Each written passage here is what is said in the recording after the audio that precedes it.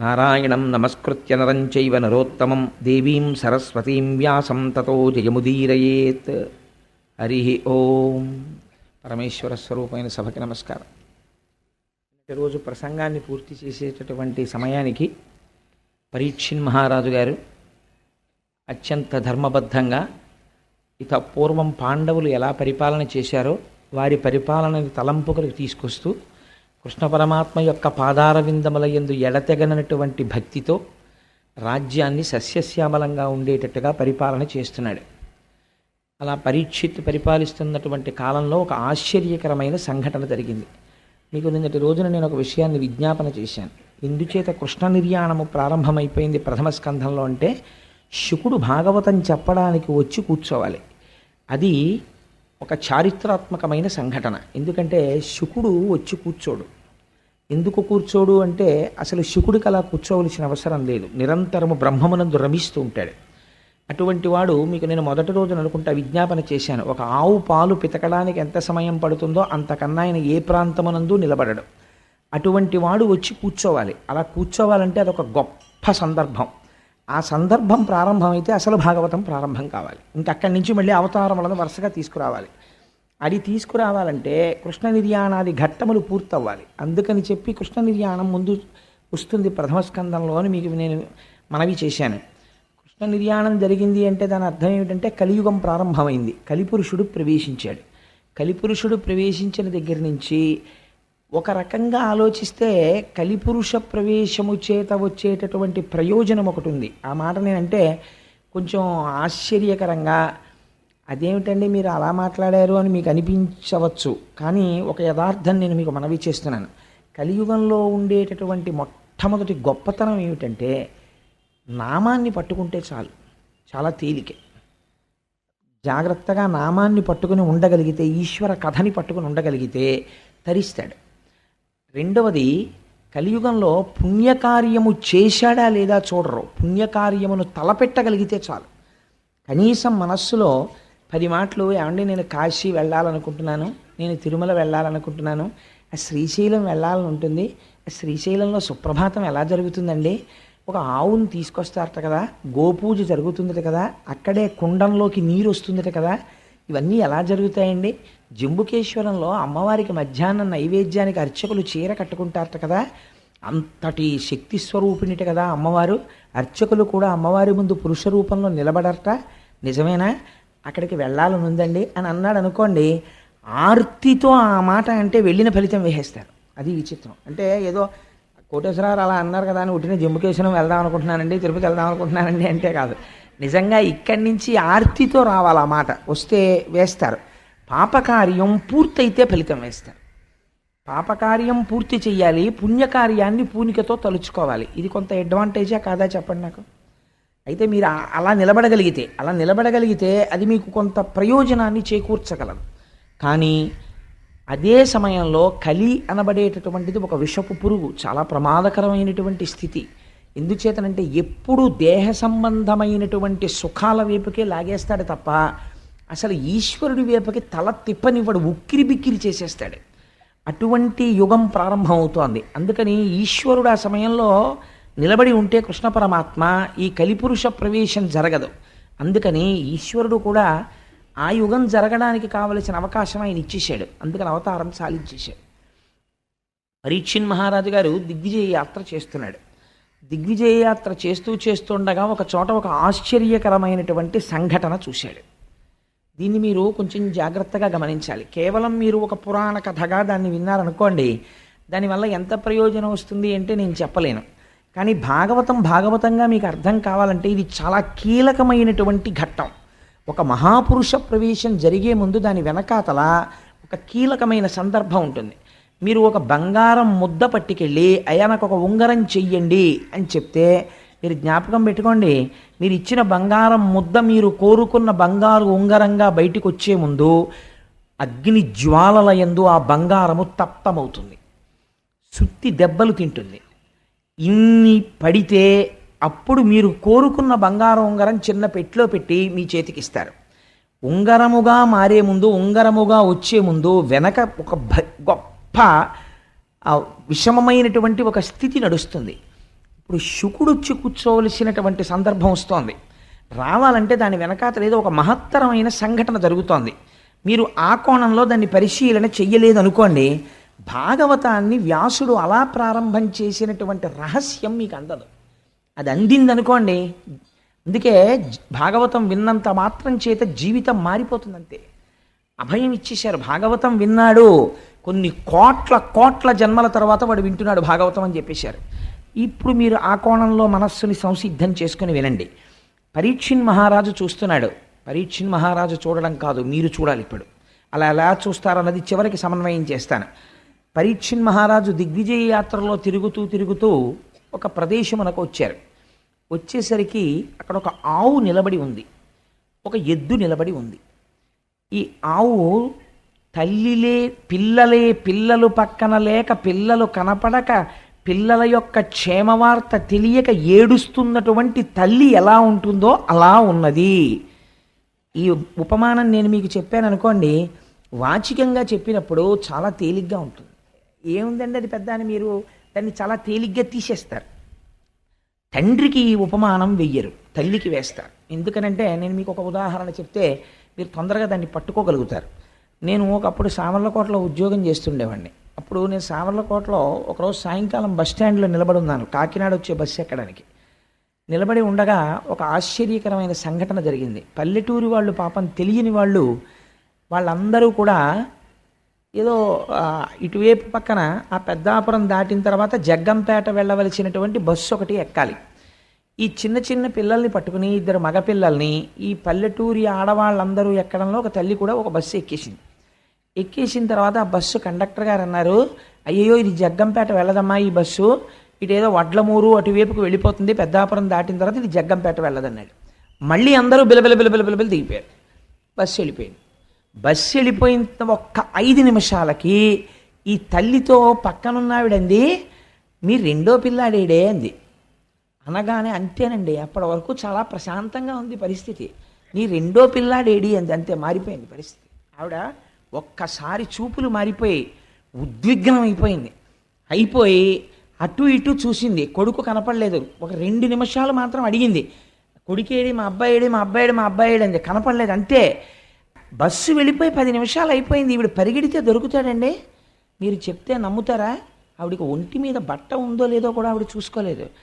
గుండెలు బాధేసుకుంటూ ఆ పిల్లాడి కోసం ఏడుస్తూ బస్ స్టాండ్లోంచి బయటికి పరిగెత్తి పారిపోతుంటే చుట్టుపక్కల ఉన్న వాళ్ళందరూ పట్టుకుంటే ఆగదే.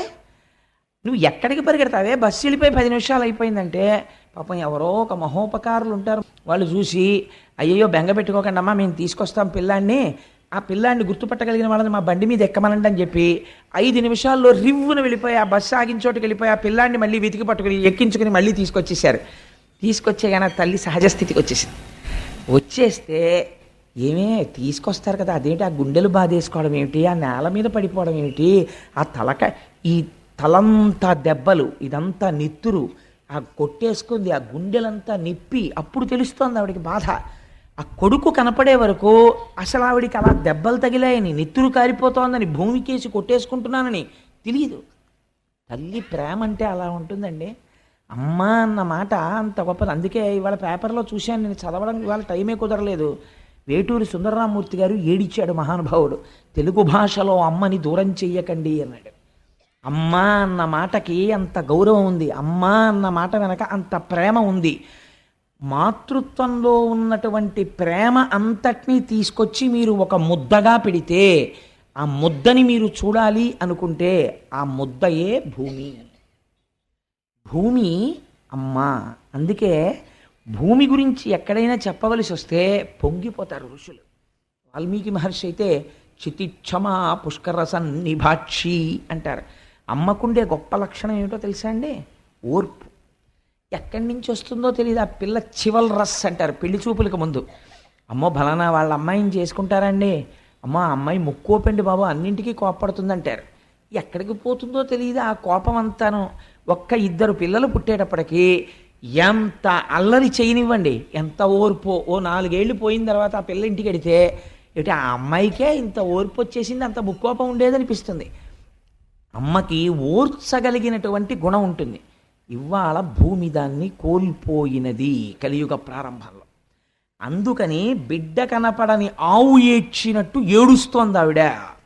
ఇది కలియుగానికి ప్రారంభం. అమ్మ ఏడుపుతో కలియుగం ప్రారంభమైంది. దీన్ని మీరు గుర్తుపట్టాలి. గుర్తుపడితే భాగవతం ఏమిటో మీకు అందుతుంది. ఏడుస్తుంటే పక్కన వచ్చి ఒక ఎద్దు నిలబడి ఉన్నది. ఇప్పుడు ఆ ఎద్దు ఒక కాలుతోనే ఉంది, 4 కాళ్ళు లేవు ఎద్దుకి, ఒక్కటే కాలు. అసలు మీరు ఒక విషయం ఆలోచించండి, ఒక కాలు మీద ఎద్దు నిలబడగలదా? ముందు 2 కాళ్ళు ఉండి వెనక 2 కాళ్ళు లేకపోతేనే ఆ ఎద్దుకి నడక లేదు. అటువంటిది 3 కాళ్ళు లేకుండా మీరు ఎద్దుకి ఎటువైపు కాలు ఒక్కటి ఉంచినా సరే అసలు ఆ ఎద్దు నిలబడి ఉండడాన్ని మీరు చూడగలరా? మీరు చూడలేరు. ఒక కాలుతో ఉన్న ఎద్దు భూమి మీదే డేకుతూ ఉంటుందంతే, నిలబడినట్టు కనపడుతుందంతే. ఇలా నిలబడినట్టు ఉన్నటువంటి ఎద్దు తన 3 కాళ్ళు పోయాయని ఏడవట్లేదు, ఆవు ఏడవడానికి ఆశ్చర్యపోయింది. ఇది మీరు గుర్తుపట్టవలసిన రహస్యం. ఆవు ఎందుకు ఏడుస్తోందని గోమాత వంక తిరిగింది. ఎందుకు ఏడుస్తున్నావు మంగళప్రదురాలా అని అడిగింది. మంగళప్రదురాలా అంటే శుభం ఇవ్వడం మాత్రమే తెలుసున్నదానా? యథార్థం అండి. మీరు ఇల్లు కట్టుకోవాలంటే భూమిని గుణపంతో ఆవిడ గుండెల మీద కన్నం పెడతాం. శంకుస్థాపన చేస్తే ఆవిడ ఇల్లు కట్టుకోమంటుంది. మనం అన్నం తినడానికి నాగలి పట్టి అమ్మ గుండెల మీద ఘాట్లు పెడతాం. అమ్మ పంటలు పండి మనకి కడుపు నిండేటట్టుగా అన్నం పెడుతోంది. మీరు ఎంత బాధ పెట్టినా కన్నులంబట నీరు పెట్టుకోవడం ఆవిడికి తెలియదు, మీరు బ్రతకడానికి ఇవ్వడం ఆవిడికి తెలుసు. మీరు ఒక్కటి యథార్థంగా ఆలోచించండి. నేను ఇలా అన్నానని మీరు మరోలా అనుకోవద్దు. సూర్యుడికి నమస్కారం చేసేవాడు ఉంటాడు, శివాలయానికి వెళ్ళేవాడు ఉంటాడు, విష్ణు ఆలయానికి వెళ్ళేవాడు ఉంటాడు, వెంకటేశ్వర స్వామి ఆలయానికి వెళ్ళేవాడు ఉంటాడు, కాశీ వెళ్ళొచ్చి గంగ పూజ చేసేవాడు ఉంటాడు. భూమికి మనస్ఫూర్తిగా నమస్కారం పెట్టి భూమికి పూజ చేసిన వాడిని ఒకటి నాకు చూపించండి. కానీ మనకి సంప్రదాయంలో ఒకటి ఉంది, మీరు ఏదైనా కట్టుకోవాలంటే భూమి పూజ చేస్తారు. భూమి పూజ చేయడమే శంకుస్థాపన. ఎందుకనంటే అమ్మ నీ గుండెల మీద ఘాట్లు ఎడతానమ్మా, నువ్వేం అనుకోకు, నేను ఇల్లు కట్టుకోవాలనుకుంటున్నాను. ఇది మనకి ఎప్పుడున్న అలవాటో తెలుసా అండి? అమ్మ తన రక్తాన్ని పాలగా మార్చిస్తుంది, వాడు అమ్మ స్తన్యాన్ని పళ్ళు రాగానే కొరుకుతాడు. ఆవిడికి ఎంత బాధ కలుగుతుంది. ఆవిడ చటుక్కని బొగ్గ మీద కొట్టి అంతకన్నా గట్టిగా కొడితే వాడికి నొప్పెడుతుందేమోనని ఒక్క నవ్వు నవ్వేస్తుంది. అమ్మ దగ్గర ఔదార్యం లేకపోతే అసలు బిడ్డడు ఎలా బతుకుతాడండి? భూమిని ప్రతిరోజు మన పట్ల అంత కారుణ్యంతో ఉన్న మూర్తిగా మనస్ఫూర్తిగా ఆవిడికి నమస్కరించేవాడు ఎక్కడున్నాడు? తుదన ఇంతమందితో మనం తిరిగి ఇంత డబ్బు సంపాదించి నావారనుకున్నటువంటి ఒక అజ్ఞానంతో వీళ్ళందరికీ పట్టుకొచ్చి అక్కడ పెడితే శరీరం పడిపోయిన తర్వాత 2 రోజులు ఉంచుకోరు. అంతవరకు ఎందుకండి? సొంత కారున్నవాడు ఎంతమంది ముందుకొచ్చి పార్థివ శరీరాన్ని మా కారులో పడుకోబెట్టండి తీసుకెడతామని గబుక్కును ముందుకు రారు కదా. అప్పుడు ఏమంటారు? బతికున్నప్పుడంటే ఎక్కించుకుంటారు. నేను అది తప్పు కూడా నేనేం పట్టట్లేదు అందులో. ఒక అమంగళం అంతే. శివము వెళ్ళిపోయిన తర్వాత ఆ తర్వాత ఏమంటారు? ఆ ఊపిరి వెళ్ళిపోయింది అనుకోండి, ట్యాక్సీ మాట్లాడండి అంటారు. శవాల్ ట్యాక్సీలని వేరే ఉంటాయి అవి. అది తీసుకొస్తే వాళ్ళు 2 రేట్లు చెప్తారు. వెనక సీట్లో పడుకోబెడితే 5,000 అవుతుందండి, డిక్కీలో పడుకోబెడితే 1,000 రూపాయలు అవుతుందండి అంటాడు. అప్పుడు మాట్లాడేవాడు ఏమంటాడంటే, ఒరే ఎందుకురా పాడి చేసిస్తాం అనవసరంగా, ఇంక ప్రాణం పోయిన తర్వాత ఎక్కడ పడుకోబెడితే ఏంటి, డిక్కీలో పడుకోబెట్టే అంటాడు. అంటే వాడు 6 అడుగులు పొడుగున్నాడు, చాలా పొడుగు, ఆ మనిషి పట్టడని ఏం చూడరు. వాయువు వెళ్ళిపోయిన తర్వాత కొరియబారిపోయిన శరీరాన్ని విరిచినట్టు విరిచేసి తోసేసి డిక్కీ వేసేసి తీసుకుపోతారు. ఎక్కడుందండి మనిషికి విలువ? ఆ శివము వెళ్ళిపోయిన తర్వాత అలాంటి శరీరాన్ని ఎవ్వరూ పుచ్చుకోరు. ఏమన్నా కాసేపు నా చెప్పులు ఉంచుకోండి అంటే ఉంచుకుంటారు, కాసేపు ఈ శవాన్ని అట్టే పెట్టండి అంటే ఎవడు పుచ్చుకోడు, నీ అసాధ్యం కొలబడువు అంటారు. అలాంటిది మళ్ళీ పుచ్చుకునేది ఎవరైనా ఉంటే అమ్మ ఒక్కతే పుచ్చుకోవాలి. నిజంగా ఎంత ఔదార్యంతో మనం లేవగానే భూమికి నమస్కరించి భూమి మీద పడి ప్రణిపాతం చేసి అమ్మా నన్ను మన్నించు, నాకు తక్కడం తప్ప మార్గం లేదమ్మా అని లేవాలి. కానీ మనం నమస్కరించకపోయినా ఆవిడ ఏమీ అంటలేదు, అన్నం పెడుతోంది, క్షేమం కోరుతోంది. ఆవిడ మంగళప్రదురాలు కాదని మీరు అనగలరా? ఇది మంగళప్రదురాలైన గోవు ఏడుస్తోందని చెప్తే. ఇప్పుడు ఆ గోవు ఏడుస్తుంటే ఎద్దు అడిగింది, నువ్వెందుకు ఏడుస్తున్నావు, నీకేం బాధ కలిగింది, నువ్వు చాలా సంతోషంగా ఉండేదానివి కదా, ఒకప్పుడు రేఖామయద్ధుధా కలశాతపత్ర వజ్రాంకుశాంబురుహ కల్పక శంఖ చక్రై అని ఆ అమృతపాత్ర, వజ్రము, నాగలి, శంఖము మొదలైనటువంటి గుర్తులు కలిగినటువంటి శ్రీపాదములు కలిగినటువంటి స్వామి నడయాడినటువంటి భూమి కదా, దేనికి ఏడుస్తున్నావు నువ్వు అని అడిగింది. అడిగితే భూమి అంది, దేనికి ఏడుస్తున్నానో తెలుసా, నాకు ఏదో బాధ కలిగిందని నేను ఏడవట్లేదు, నా బాధ ఎప్పుడూ అలాగే ఉంటుంది, కృతయుగమైనా ఇంకోటైనా. మీరు బాగా గుర్తుపెట్టుకోవలసిన లక్షణాన్ని చెప్తోంది భూమి. భూమి బరువు గురించి ఏడవదు. నాకు కొడుకు పుట్టాడనుకోండి, మళ్ళీ ఇంకోటి పుట్టేశాడు రా బాబోయ్, నేను మళ్ళీ వాడిని మొయ్యాలని భూమి ఏమి ఏడవదు. ఒకటి వెళ్ళిపోయాడు అనుకోండి, అమ్మయ్యా కొంత బరువు తగ్గింది బాబోయ్ అని భూమి సంతోషించదు. భూమి ఫిజికల్ వెయిట్ అంటే పైన ఉండేటటువంటి సామాన్యమైన బరువు గురించి భూమి ఎన్నడూ ఏడవదు. పిల్లాడు 2 కంచాల అన్నం తిన్నా అమ్మ బాధపడదు, షేరు పాలు తాగినా అమ్మ బెంగ పెట్టుకోదు, తన అన్నం తినడం మానేసి నేను తినేశాను రా అని కొడుక్కి పెట్టేస్తుంది. అమ్మ ఎప్పుడు బాధపడుతుంది, కొడుకు అబద్ధాలాడి తండ్రికి అపఖ్యాతి తీసుకొస్తే అమ్మ బాధపడుతుంది. ఇప్పుడు బాధపడుతోంది గోవు, దేనికి బాధపడుతోంది, బయట ఉన్న బరువుకి ఏడవట్లేదు. ఇది చెప్తున్నారు కలియుగ ప్రారంభంలో ఎందుకు భూమి ఏడుస్తుందో. అలా ఏడవకుండా చూడవలసిన బాధ్యత నీ మీద ఉన్నది. ఎందుకు ఏడుస్తోంది ఆవు, ఇప్పుడు చెప్తోంది కలి ప్రవేశించాడయా అని. నేను ఏడుస్తున్నానంటావేమిటి, నేను ఎందుకు ఏడుస్తున్నానో కారణం ఏమిటో తెలుసా, నీకు 3 కాళ్ళు లేకపోవడం. నీ 3 కాళ్ళ లేనితనాన్ని చూసి నేను ఏడుస్తున్నానంది. ఇదేమిటి ఈ గమ్మత్తైన మాట ఏమిటి, ఆయనకి 3 కాళ్ళు లేకపోతే ఈవిడ ఏడవడం ఎందుకు అంటే, ఆవిడంది, ఈ లోకంబున పూర్వము 4 పాదముల చేత నీవు నడతువు, నేడా శ్రీలలనేశుడు లేమిని కాలముచే నీకు ఒంటి కాలయ్యకదే. కాలముచే ఎంత గొప్ప మాట వేసేసిందో చూడండి. కలి బలవంతంగా వచ్చాడా, రాలేదు, ఈశ్వరుడు అనుగ్రహించాడు. కలియుగం అంతే, వాడు రావాలి, దారి ఇచ్చాడు. ఇవ్వడమే కాలం దారి ఇచ్చింది. కాలము ఈశ్వర రూపం, దారి ఇచ్చింది, వచ్చాడు. ఆయన వచ్చాడు, వస్తే నీకెందుకు బాధ అంటే, కాలముచే నీకు ఒంటి కాలయ్య కదే. ఆ కలి లోపలికి ఇంకా అడుగు పెట్టి ఉంచుకోలేదు, పాదాలు మారిపోయింది పరిస్థితి. ఏమిటైంది ఇప్పుడు అంటే, బిడ్డలు తల్లిదండ్రులను చూడడానికి ఇష్టపడము లేదు. పెద్దవారైపోయినటువంటి తల్లిదండ్రులు చాలా బరువుగా అనిపిస్తున్నారు పిల్లలకి.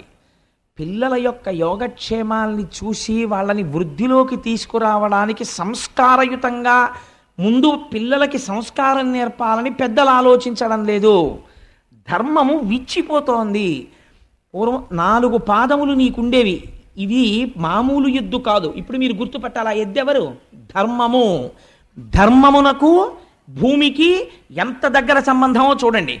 నీకు 4 పాదాలు ఉండేవి. ఏమిటా 4 పాదాలు, 1 సత్యము, 2వది శౌచము, 3వది తపస్సు, 4వది దయ. ఈ 4 పాదములతో ధర్మం నడుస్తుంది. ఇలా నడిచేటటువంటి 4 పాదములు కలిగినటువంటి ధర్మం అనబడేటటువంటి వృషభమునకు, అందుకే శంకరుడు వృషభాన్ని ఎక్కుతాడంటాడు. అంటే ఆయన ధర్మమును అధిరోహించి నడుస్తాడు ఆయన. కాబట్టి ఇప్పుడు నీకు 1 పాదమే ఉన్నది, 3 పాదములు నీకు లేవు. ఎందుకు లేవు 3 పాదములు? ఈ 3 పాదములు లేకపోవడం చేత కలిపురుషుడు వచ్చేసాడు. వచ్చేయడం వల్ల నీకు 3 పాదాలు పోతే ఏమవుతుంది, దేవతలకు, ఋషులకు, మీరు చాలా జాగ్రత్తగా గుర్తుపట్టాలి ఆవు చెప్తున్న మాటల్ని, దేవతలకు, ఋషులకు, పితృదేవతలకు, ధీయుతులకు, నీకు, నాకు, గోవులకు, వర్ణాశ్రమములకు బాధ ఎనుచు కుందెదననగా అంది. ఎవరెవరికిట బాధ, ఎందుకు ఏడుస్తున్నానో తెలుసా, వీళ్ల కోసమే నేను ఏడుస్తున్నానంది ఆవిడ. ఎవరి కోసం, దేవతలకు, దేవతల గురించి ఏడుస్తున్నాను. ఎందుకు ఏడుస్తున్నాను, రాబోయేటటువంటి కాలంలో యజ్ఞయాగాది క్రతువులను విమర్శించేటటువంటి వాళ్ళు ఎక్కువైపోతారు. యజ్ఞయాగాది క్రతువులు ఒక్క మన సనాతన ధర్మంలో మాత్రమే ఉంటాయి, ఇంకెక్కడా లేవు. యజ్ఞము చెయ్యడం, అగ్నిహోత్రంలో హవిస్సు వెయ్యడం, మీరు మళ్ళీ సంపదని పొందడానికి అగ్నిహోత్రము ద్వారా దేవతలకు హవిస్సులు ఇస్తే ప్రీతి చెందినటువంటి దేవతలు మళ్ళీ వర్షాన్ని కురిపించి మీకు సంపదలను ఇస్తారు. మీరు తిరిగి వారి పట్ల కృతజ్ఞత ప్రకటించినప్పుడు దేవతల యొక్క ఆగ్రహమునకు గురవుతారు. కాబట్టి దేవతలకి హవిస్సులు ఇవ్వరు. హవిస్సులు ఇవ్వనటువంటి మనుష్యులకి శుభాన్ని మేము చెయ్యం అని దేవతలు చెయ్యరు. కాబట్టి హవిస్సులు పొందని దేవతలు తయారవుతారు. ఎందుచేత అంటే ఏది సనాతన ధర్మమో, ఏ సనాతన ధర్మము ఈ గడ్డ మీద నిలబడిందో ఆ గడ్డ మీద సనాతన ధర్మము విమర్శకి గురైపోతుంది. కాబట్టి ఏమైపోతుంది, యజ్ఞయాగాది క్రతువులు నశించిపోవడం ప్రారంభమవుతుంది.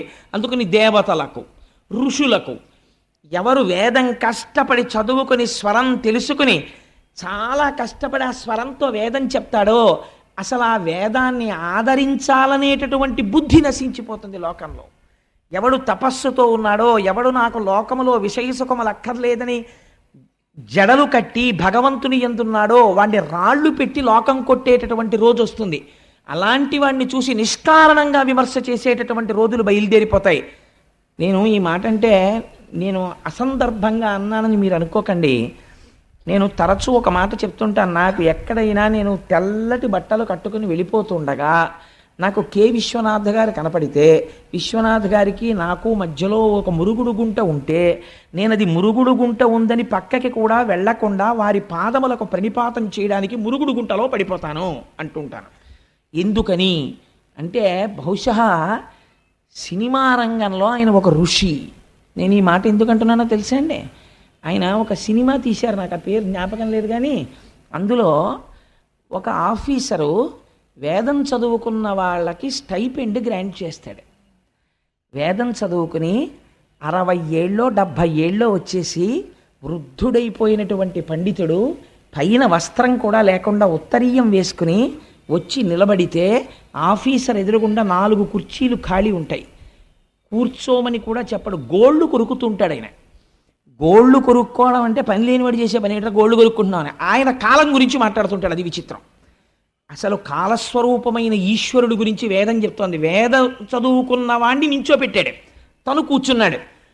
ఏమిటండి మీకు స్టైపెండ్ ఇమ్మంటారు, స్టైపెండ్ ఇమ్మంటారు, మీకేమొచ్చు చెప్పండి అంటాడు. ఘన చెప్పడం, జట చెప్పడం అంటే మాటలు కాదు. ఆయన ఘన జట చెప్తుంటాడు. చెప్తుంటే అబ్బబ్బబ్బబ్బబ్బబ్బా మాట మళ్ళీ ముందు పెట్టి వెనకపెట్టి, ముందు పెట్టి వెనకపెట్టి ఎంతసేపు చెప్తారంటే టైం వేస్ట్ అంటాడు. సరే, ఆ తర్వాత ఇప్పుడు నేను సినిమా గురించి అంత ఎందుకు కానండి అంటే ఏమైంది, కలియుగం ఎలా ఉంటుందో సెల్యులాయిడ్ మీద విశ్వనాథ్ గారు చూపించారు.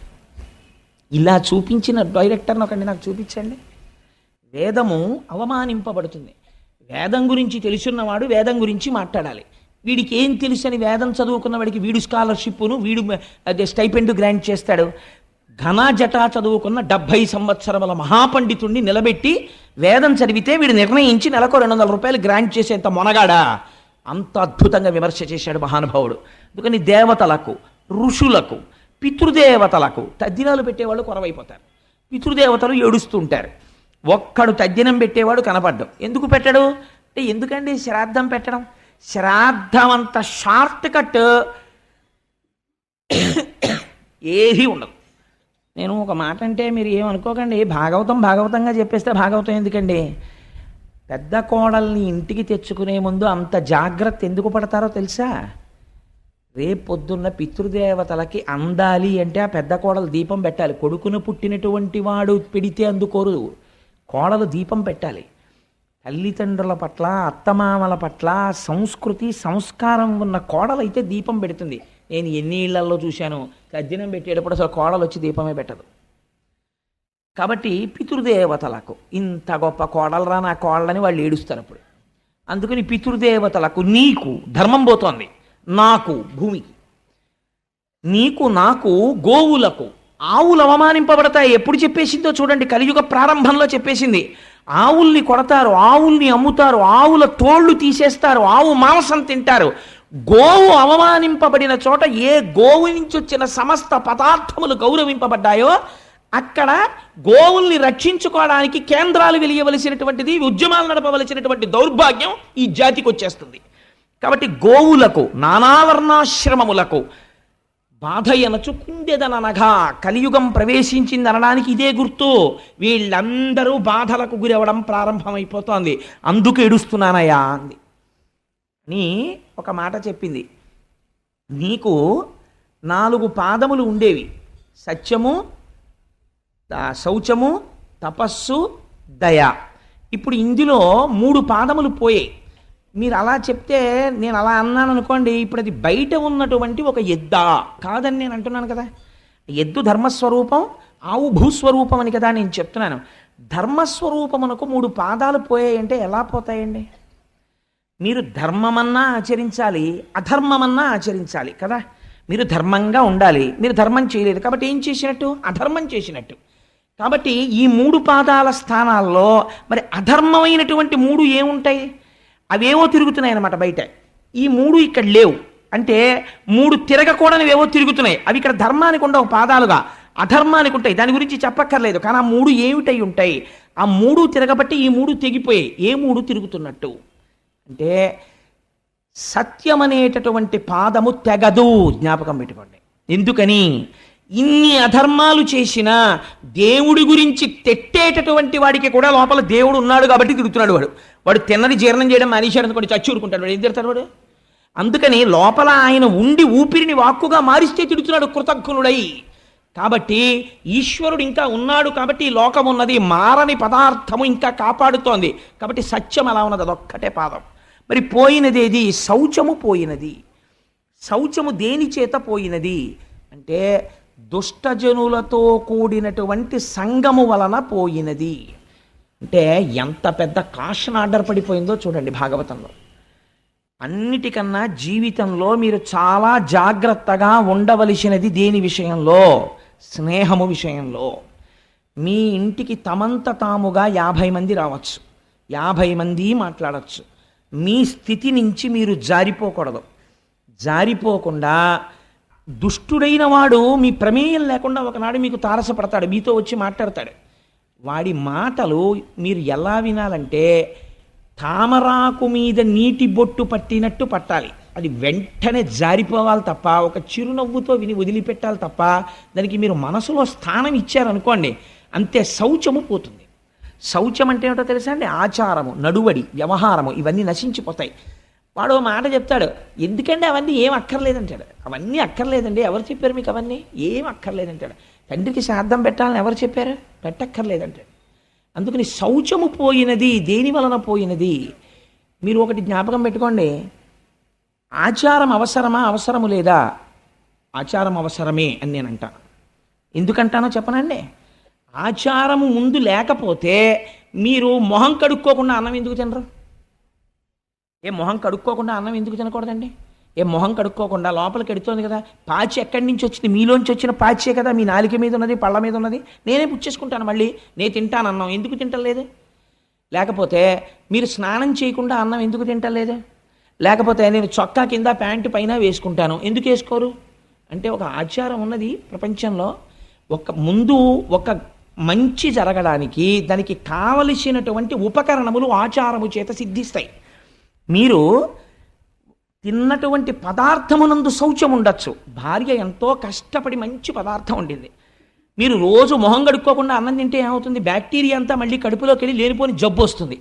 మొహం కడుక్కోవడం అనేది ఆచారం అయితే, మొహం కడుక్కున్న తర్వాత అన్నం తినడం అనేటటువంటిది తదనంతరం ఈశ్వరుని యొక్క అనుగ్రహం పొందడానికి మీరు చేసేటటువంటి కర్మ యొక్క సాఫల్యతని పొందడానికి కావలసిన రీతిలో సంసిద్ధం అవడం. ఆ స్థాయిలో ఆచారం అవసరమా కాదా? అవసరమే. ఏ స్థాయిలో అవసరం లేదు? రమణ మహర్షికి అవసరం లేదు. రమణ మహర్షి గోచి పెట్టుకుని 30 రోజులు స్నానం చేయకుండా తిరుగుతారు. మీరు ఆయన్ని సామాన్యుణ్ణి పోలుస్తారా? జ్ఞాని ఎక్స్ట్రీమ్. జ్ఞానితో సామాన్యుణ్ణి పోల్చడం కుదరదు. ఆయన బ్రహ్మమునందు రమిస్తున్నాడు, నువ్వు రమించి మానే. అప్పుడు నీకు అసలు ఒంటి మీద బట్టలేదన్న విషయం స్పృహలో లేదు. అప్పుడు ఈ ఆచారం గురించి మాట్లాడలేవు. ఇప్పుడు నువ్వు ఆచారం గురించి ఎలా మాట్లాడతావు? కుదరదు. అది కుదిరేటటువంటి విషయం కాదు. నీకు ఈ స్థాయిలో ఆచారం అవసరమే. రమణులు నిర్ధారించారు. రమణులు సంధ్యావందనం చేయలేదని రమణుల ఆశ్రమంలో ఉన్నటువంటి రమణుల యొక్క మేనల్లుడు ఒక ఆయన సంధ్యావందనం చేయడం మానేశాడు. మా మాయగారే చేరి నేను ఎందుకు చేయాలన్నాడు. అంటే ఆశ్రమంలో ఉన్న వాళ్ళు రమణ మహర్షికి చెప్పారు, నా స్థాయి వాడికి ఇంకా పొందలేదు. పొందిన నాడు తనంత తాను సంధ్యావందనం చెయ్యవలసిన అవసరం లేకుండా జ్ఞానిగా నిలబడ్డం వాడికి తెలుస్తుంది. అప్పటి వరకు వాడు సంధ్యావందనం చెయ్యాలి. ఎవరో 100వ మెట్టు మీద నించున్నాడు, ఆయన ఎలా ఎక్కాడో తెలుసుకోకుండా మీరు 1వ మెట్టు నుంచి ఎక్కను 100వ మెట్టు మీదకి ఎగురుతానంటే నడుము విరిగిపోతుంది. కాబట్టి అలా ఎక్కకూడదు. మీరు 1వ మెట్టు, 2వ మెట్టు, 3వ మెట్టు ఎక్కాలి. అందుకని శౌచము పోయినది. దేని వలన పోయినది? దుష్ట సంగము వలన శౌచము పోయినది. మొదటి పాదము తెగిపోయింది అక్కడతో.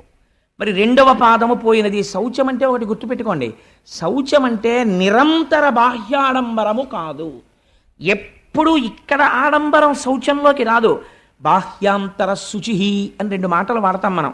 నీళ్లు తీసి చల్లుకుని అపవిత్ర పవిత్రో వా సర్వావస్థ అంగతోపివా యస్మరేత్ పుండరీకాక్షం సబాహ్యాభ్యంతర శుచి అంటాం. బాహ్య స్నానము శరీరమునకు శౌచమిస్తుంది. అంతమునందు అంత లోపల శౌచము మీకు కేవలము బయట స్నానం చేసి మడిబట్ట కట్టుకుంటే రాదు. ఆ అంతఃశౌచం ఎలా వస్తుంది? మీరు తెల్లవారుజామునే లేచి సంధ్యావందనం చేస్తూ నిన్న రాత్రి మీరు అనుభవించినటువంటి భోగం గురించి ఆలోచించేస్తే మీకు అంతఃశౌచం ఎక్కడుంది? సంధ్యావందనం చేసేటప్పుడు మీరు వెంటనే దాన్ని విడిచిపెట్టి ఆచమనం చేయగానే పవిత్రులై మనస్సుని ఈశ్వరుడి దగ్గర పెట్టే సంసిద్ధులు కావాలి. అప్పుడు అది అంతఃశౌచం. బాహ్య శౌచాన్ని బయటవాడు కనిపెడతాడు, అంతఃశౌచాన్ని ఎవడు కనిపెడతాడు? మీకు మీరే సాక్ష్యంతే. అంతఃశౌచము బాహ్య శౌచము రెండూ ప్రధానమే. అంతఃశౌచం ఏర్పడడానికి బాహ్య శౌచం మరీ అవసరమైపోతుంది ఒక స్థాయిలో. ఆ తర్వాత మెట్లెక్కి ఒక స్థితికి చేరిపోయిన తర్వాత అది ఎంతవరకు అవసరం అన్నదాన్ని నిర్ధారించడం చాలా కష్టం అవుతుంది. అందుచేత ఇప్పుడు శౌచము దేని వలన పోయినది? దుష్ట సంగము వలన పోయినది. రెండవ పాదమైనటువంటి ఒకటి సత్యము, ఒకటి శౌచము, మూడవది దయ. దయ పోయినది. దయ దేని వలన పోయినది? దయ పోవడానికి ప్రధానమైనటువంటి కారణం ఏది అంటే అహంకారము వలన దయ నశించిపోతుంది. ఎప్పుడు అహంకారం వస్తుంది చెప్పండి? ఒక ఫాల్స్ ఈగో ఒకటి డెవలప్ చేసుకుంటాడు. నా అంత వాణ్ణి, అందుకే నిన్ను పొగిడేవాణ్ణి ఎక్కువగా నీ దరికి చేర్చకు అని చెప్తారు. పర్సనాలిటీ అసెసినేషన్ అని మీకు తెలియకుండా మీరు నిర్మించుకున్నటువంటి మీ శీలము నశించిపోతుంది. దేనివల్ల? మీ పక్కన కూర్చున్నవాడు నిరంతరం మిమ్మల్ని పొగడ్డం మొదలుపెట్టాడు అనుకోండి, నా అంతవాణ్ణి నేనన్న అహంకారం వచ్చేస్తుంది. ఈ అహంకారం ఏ స్థాయికి వెళ్ళిపోతుందంటే, ఏమిటంటే నా అంతటి వాణ్ణి నేను వస్తుంటే ఏమిటి అలా ప్రవర్తించడం, ఏమిటి అడ్డు లేకపోవడం, ఏమిటి అది అడ్డు రావడం, ఏంటి నాకు ఇది అడ్డు రావడం ఏంటి, ఈ భావన వచ్చేస్తుంది. వచ్చేస్తే ఏమవుతుందంటే భూత దయ నశించిపోతుంది, దయ పోతుంది. కాబట్టి దయ పోవడానికి ఏది కారణమైనది? అహంకారము కారణమైనది. కాబట్టి ఇప్పుడు దయ లేదు, దాని ప్లేస్లో మీకు ఏం కనపడుతుంటుంది? అహంకారం కనపడుతుంటుంది. కాబట్టి కలిపురుషుడున్నాడు, మీకు ఏం కనపడుతుంటుంది? అహంకారం కనపడుతుంటుంది. మీకు నేను ఒక ఉదాహరణ చెప్తాను. మొన్నటి రోజున నేను రైతు బజార్లో కూరలు కొనుక్కుని ఇంటికి వెళ్ళిపోతున్నాను. అటువైపు సందులోంచి ఓ పిల్లవాడు ఓ 80 కిలోమీటర్ల వేగంతో హీరో హోండా మీద రంగిమని టర్నింగ్ తిరిగాడు. తిరిగి వాడు నా స్కూటర్ చూసి, నేను ఆ సందులోకి తిరుగుతున్నాను, స్కూటర్ చూసి నేను ముసలాన్ని అయిపోతున్నాను, నా బండి అంతకన్నా ముసలిది, 17 ఏళ్ళు అయిందేమో అది కొని, నేను పాపం ఇంత అలా సేవిస్తోంది ఎప్పటి నుంచో, దాన్ని ఎందుకు మార్చాలని నేను మార్చలేదు. అది అతను బ్రేక్ కొడితే ఇటువైపు ఉన్నవాడు అటువైపుకి తిరిగాడు. అంటే అలా తిరిగింది బండి. తిరిగితే నేనన్నా, ఏమయ్యా అంత స్పీడ్ వస్తున్నావే, ఒకవేళ నువ్వు నన్ను గుద్దీసావు అనుకో, నా కాలో చెయ్యో విరిగిపోతే ఓ నెలలాళ్ళు మెడికల్ లీవ్ పెడతాను, పర్వాలేదు. కాలో చెయ్యో విరిగిపోయిందని తెలియగానే ఉదారులై మా ఆఫీసర్లు గ్రాంట్ చేస్తారు, సత్యమే కాబట్టి. కానీ నీకు విరిగిపోయిందనుకో, ఇప్పుడు నడుస్తున్న టైము ఫిబ్రవరి కదా, మార్చి ఏప్రిల్లో పరీక్షలు ఉంటాయి. నువ్వు ఎంత విలువైన విద్యా సంవత్సరాన్ని జీవితాన్ని పోగొట్టుకుంటావో. After all 80 kilometres speed thrill కోసం నీకు ఎందుకే ఇంత స్పీడు అన్నాను. అతను అన్నాడు, పోవాయ చెప్పొచ్చా ఎలవాయ నువ్వు అన్నాడు. అంటే నేను చాలా సంతోషించాను. మీరు దాని గురించి పెద్ద సీరియస్గా ఆలోచించక్కర్లేదు. అంటే నేను ఎందుకు చెప్తానంటే, అప్పుడు నేను అనుకున్నాను, ఓహో భాగవతం చెప్దాం అనుకుంటున్నాను కదా, ఫిబ్రవరి 2వ తారీఖు నుంచి ఈశ్వరుడు కలిదర్శనం చేయించాడు నాకు అనుకున్నాను. అంటే వాడికి ఒక పెద్ద అహంకారం అనమాట. నా అంత వాణ్ణి నేనేం తగిలిన బండికి 80 కిలోమీటర్స్ స్పీడ్లో బ్రేక్ వేసి బండి ఇలా తిరిగింది. అది ఎంత సంతోషం వాళ్ళకి ఇలా తిరిగిపోతుంటే. అలా అనుకుంటున్నాడు. అది చూడండి ఇప్పుడు ఏమైపోయింది. అది నిజంగా దయ కలిగిన వాడు అనుకోండి, అయ్యో మాస్టర్ మీరు అంత మాట అన్నారు, మీకు కూడా చూస్తుంటే 20 ఏళ్ల కుర్రాళ్ళ లేరు, పాపం మీకు కాలో చెయ్యో విరిగిపోతే మీకు ఇబ్బందే కదండి, అంత మాట అన్నారు నా వృద్ధిని కోరి, చాలా సంతోషం అండి అన్నాడు అనుకోండి. అతనికి దయ ఉందని నా పట్ల. అంటే ఇప్పుడు అతని విషయంలో తెగిపోయిన ఎద్దే ఉంది అతనిలో. అంటే ఇప్పుడు ధర్మము యొక్క ప్లేస్ని ఎవరు రీప్లేస్ చేస్తున్నారు? అధర్మము రీప్లేస్ చేస్తారు. కలిపురుషుడు వచ్చాడు. మామూలుగా మీరు దయ పోయినది, శౌచము పోయినది అన్నారనుకోండి, మీకు కలిపురుష దర్శనం ఎక్కడవుతుంటుంది? ఇప్పుడు మీరు పెద్ద సినిమా మీకు కనపడుతుంది ప్రపంచంలో. ఇప్పుడు మీరు రోడ్డు మీద వెళ్ళిపోతున్నారనుకోండి, మోటార్ సైకిల్ మీద వెళ్ళిపోతూ సెల్ ఫోన్ మాట్లాడుతున్నవాడు లోకమునందు దయలేనివాడు, వాడు ఎవరినైనా గుద్దేస్తాడు. కొంతమంది మోటార్ సైకిల్ మీద వెళ్ళిపోతూ ఈశ్వరుడు 2 చేతులు ఇస్తే వదిలేస్తారు, వాడికి ప్రమాదం మనకి ప్రమాదం. కాబట్టి ఇవన్నీ ఏమిటంటే కలిపురుష లక్షణాలే. కాబట్టి మీరు ఓహో ఇదంతా కలిపురుష లక్షణం ఇంత ప్రబలంగా ఉందన్నమాట అని మీరు వెంటనే కృష్ణపాదాలని స్మరించుకుంటూ ఉండాలి. కాబట్టి ఇప్పుడు ఏమైపోయినది?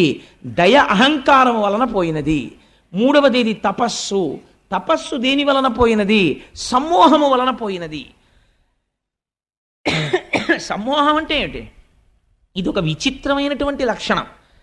ఎందుకంటే అసలు ఆ చేయవలసిన అవసరం ఏముందండి అని. మీరు చాలా కృతక వేదాంతం ఒకటి వింటుంటారు, మీరు ఎప్పుడైనా విన్నారో లేదో. ఇవాళ భీష్మేకాదశి కదండి, మేమందరం సత్యనారాయణ వ్రతం చేసుకున్నామని మీరు ఎవరితోనో చెప్తున్నారు అనుకోండి. ఒక ఆయన వచ్చి అంటాడు, ఎందుకంటే అవన్నీ చెయ్యాలేంటి? ఇక్కడ ఉండాలండి శుద్ధి. ఇక్కడ శుద్ధి కోసం వాడు వ్రతం చేసుకున్నాడు. నీకంత శుద్ధి నిజంగా పొందేసిన వాడివైతే ఏమంటారో తెలుసా అండి? మహాత్మా అంటారు. పొద్దున్న మా ఇంటికి తత్వవిధానంద సరస్వతి మహారాజ్ అని ఒక మహానుభావుడు వచ్చారు. వారితో పాటు వేరొక పరివ్రాజకులు వచ్చారు. వారిని ఏమని పిలుస్తారో తెలుసా అండి? ఎప్పుడు నేను గమనిస్తూ ఉంటాను. రండి మహాత్మా అంటుంటారు అందరినీ. తత్వవిధానంద సరస్వతి మహారాజ్ దగ్గర శిష్యుడని చెప్పుకోవలసిన స్థాయి వారు అయి ఉండవచ్చు వారు, లేదా వారి నాన్నగారి దగ్గర చదువుకున్నారు. అయినా వారికి అహంకారం ఉండదు. వారు ఆయన్ని కూడా తన పక్కన కూర్చోపెట్టుకుని చక్కగా వారిని పిలిచేటప్పుడు మహాత్మా రండి అంటారు. ఆ పిలుపులో ఆయనలో కలి ప్రవేశించలేకపోయాడు అనమాట. అందుకని అహంకారాన్ని చెక్ చేస్తున్నారు ఆయన. ఇప్పుడు అహంకారం లేదు, ఏదుంది? దయ ఉన్నది. అక్కడ అంటే ఇప్పుడు ఎవరున్నారు? కృష్ణుడున్నాడు. అక్కడ కృష్ణుడున్నాడు తప్ప కలి లేడు. కృష్ణుడే ఉన్నాడని ఏమి గుర్తు? మీరు ఏం చెప్పమన్నా కృష్ణుడి గురించే చెప్తుంటారు, ఈశ్వరుడు గురించే పలుకుతుంటారు. ఎందుకు పలుకుతుంటారు? లోపల ఆ పాదం లేదు, ఈ పాదం ఉంది. కాబట్టి ఎక్కడుందండి ఆ ఎద్దు? నిజంగా అక్కడెక్కడో పరీక్షిత్తు కనపడలేదు. ప్రతి చోట మీకు ఈ ఆవు ఎద్దు కనపడుతూనే ఉంటాయి.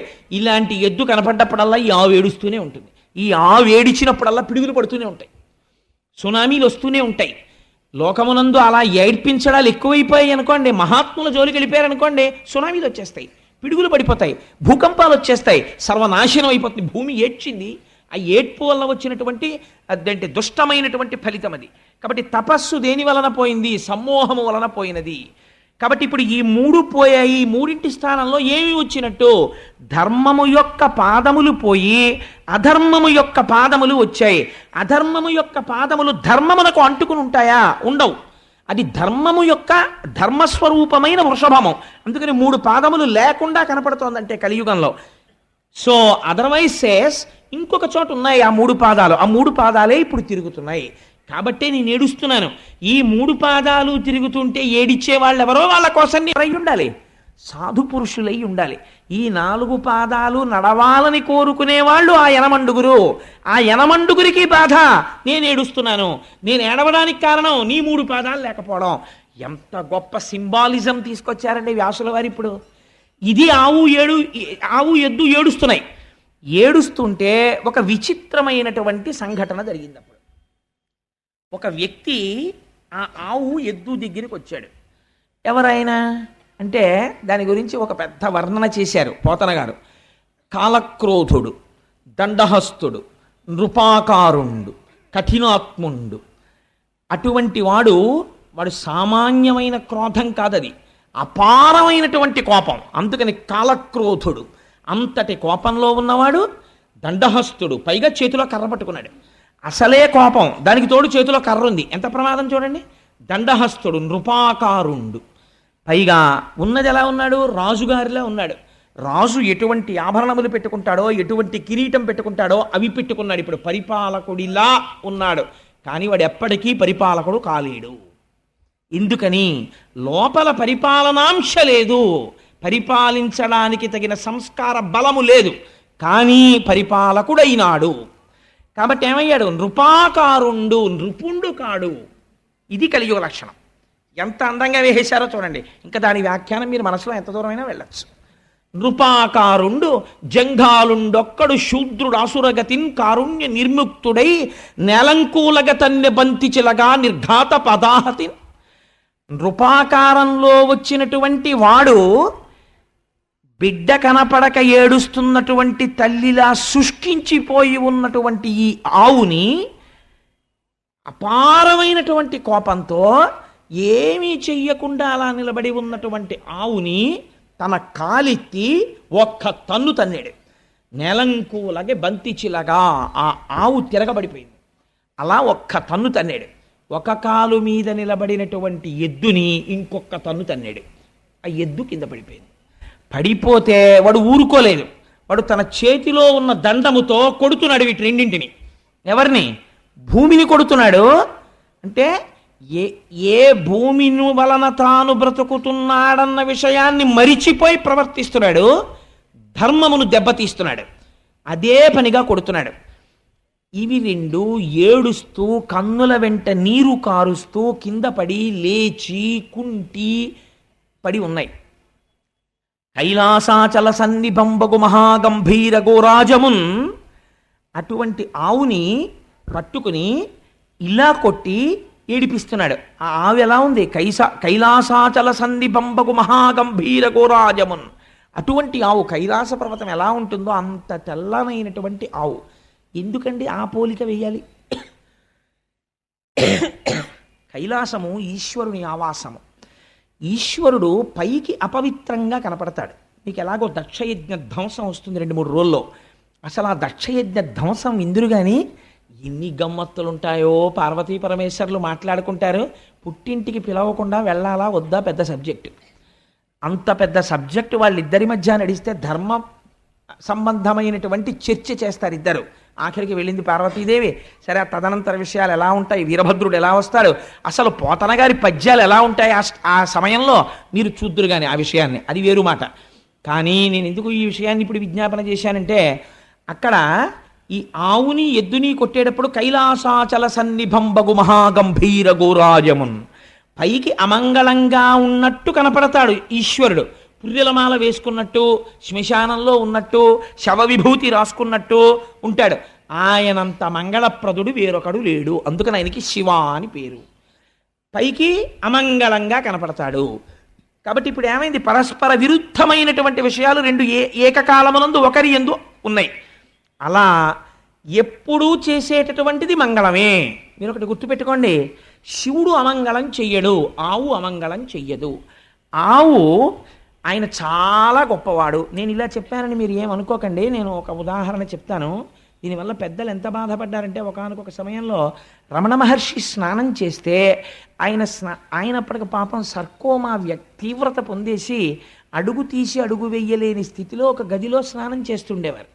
స్నానం చేస్తే ధూర్త లక్షణాలు అంటే ఎలా ఉంటాయంటే, ఆయన స్నానం చేసిన నీళ్లు తూములోంచి బయటికి వచ్చేస్తుంటే ఆయన చూడకుండా ఆయన స్నానానికి వెళ్ళగానే సీసాలు అట్టుకు నించునేవారు.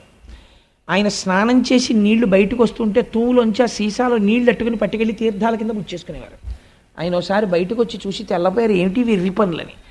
రమణ మహర్షి స్నానం చేసిన నీళ్లు తాగితే జ్ఞానం వస్తుందా? రమణ మహర్షి చెప్పినటువంటి విషయాన్ని మీరు పాటిస్తే జ్ఞానం వస్తుందా? అంటే అర్థం ఉండదా చేసేటటువంటి పనికి.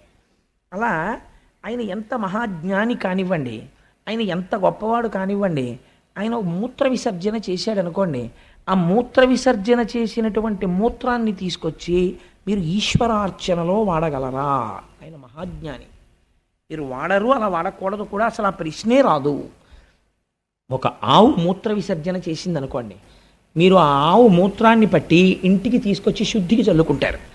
ఆవు మల విసర్జన చేసింది అనుకోండి, దాన్ని పట్టి తెచ్చి చంటి పిల్లల ఒంటికి రాస్తారు. ఎదర దశమస్కంధాల్లో విందురు కానీ మీరు దృష్టి దోషం రాదు. పైగా శుద్ధి జరగాలంటే ఆవు పేడ నీళ్లలో కలిపి కళ్ళాబీ చల్లుతారు, సూక్ష్మక్రిములు చచ్చిపోతాయని. ఆవు పేడ శుద్ధికి ఉపయోగపడుతుంది, ఆవు మూత్రము శుద్ధికి ఉపయోగపడుతుంది, ఆవు పాలు అభిషేకములకు ఉపయోగపడతాయి, ఆవు పాలు మేధస్సుకు ఉపయోగపడతాయి, ఆవు పాలు అమ్మలేని బిడ్డడి యొక్క శరీరాన్ని పోషించడానికి తల్లిపాలలా ఉపయోగపడతాయి. ఆవు ఎప్పుడు ఆవు నుంచి వచ్చినటువంటి సమస్త పదార్థములు మన యొక్క ఉన్నతికే ఉపయోగపడతాయి. కానీ ఆవు ఎక్కడ ఉంటుంది? ఇంటి బయట పెరట్లో ఉంటుంది ఎక్కడో తప్ప. అయ్యో ఆవా, నీ పాలతో అభిషేకం చేసుకుంటుంటే నాకు వచ్చినటువంటి గ్రహాల యొక్క దోషానికి ఉపశాంతి కలిగింది. పాపం నువ్వు అక్కడ ఉండడం ఏంటే, వచ్చి నువ్వు కూడా హాల్లో ఉండని తెచ్చి మీరు కడతారా? కట్టరు. ఆవు ఎలా ఇంట్లోకి రాదో, పెరట్లో ఉండి మీకు ఉపకారం చేస్తుందో, రుద్రభూమిలో ఉండి మీకు ఉపకారం చేస్తాడు శంకరుడు. అందుకని కైలాసాచల సన్నిభంబగు మహాగంభీర గోరాజమున్ నిరంతరము ఉపకారము తప్ప వేరొకటి తెలియనటువంటి ఆ ఆవుని నీ చరణంబుల నెవ్వడిటి నిర్దలితంబుక చేసే వాడు తా ఖేచరుడైన మణికీలిత భూషణయుక్త బాహులం వేచడి త్రుంచివైతూ వినువీధికి నేగిన నెలడాగినన్నాడు పరీక్షిత్. ఎవరు నిన్నిలా కొట్టినవారు? ఎవరు? నువ్వు చేసినటువంటి ద్రోహం ఏమిటి? నువ్వు పాలిస్తావు, నీ పేడ ఉపయోగపడుతుంది, నీ మూత్రం ఉపయోగపడుతుంది. ఇన్నింటిని వాడుకుని వాచివి అయిన గడ్డి తిని వాహినులందు జలంబు త్రాగగా నువ్వు చేసినటువంటి దోషం ఏమిటి? ఎక్కడో వాచవి అయిన గడ్డి తిని, పోనీ అయ్యో గడ్డి తినేసిందండి దుర్మార్గం ఎద్దు అందామా అంటే, ఎవ్వరికీ పనికిరానటువంటి గడ్డి ఆ ఎద్దు తింటోంది.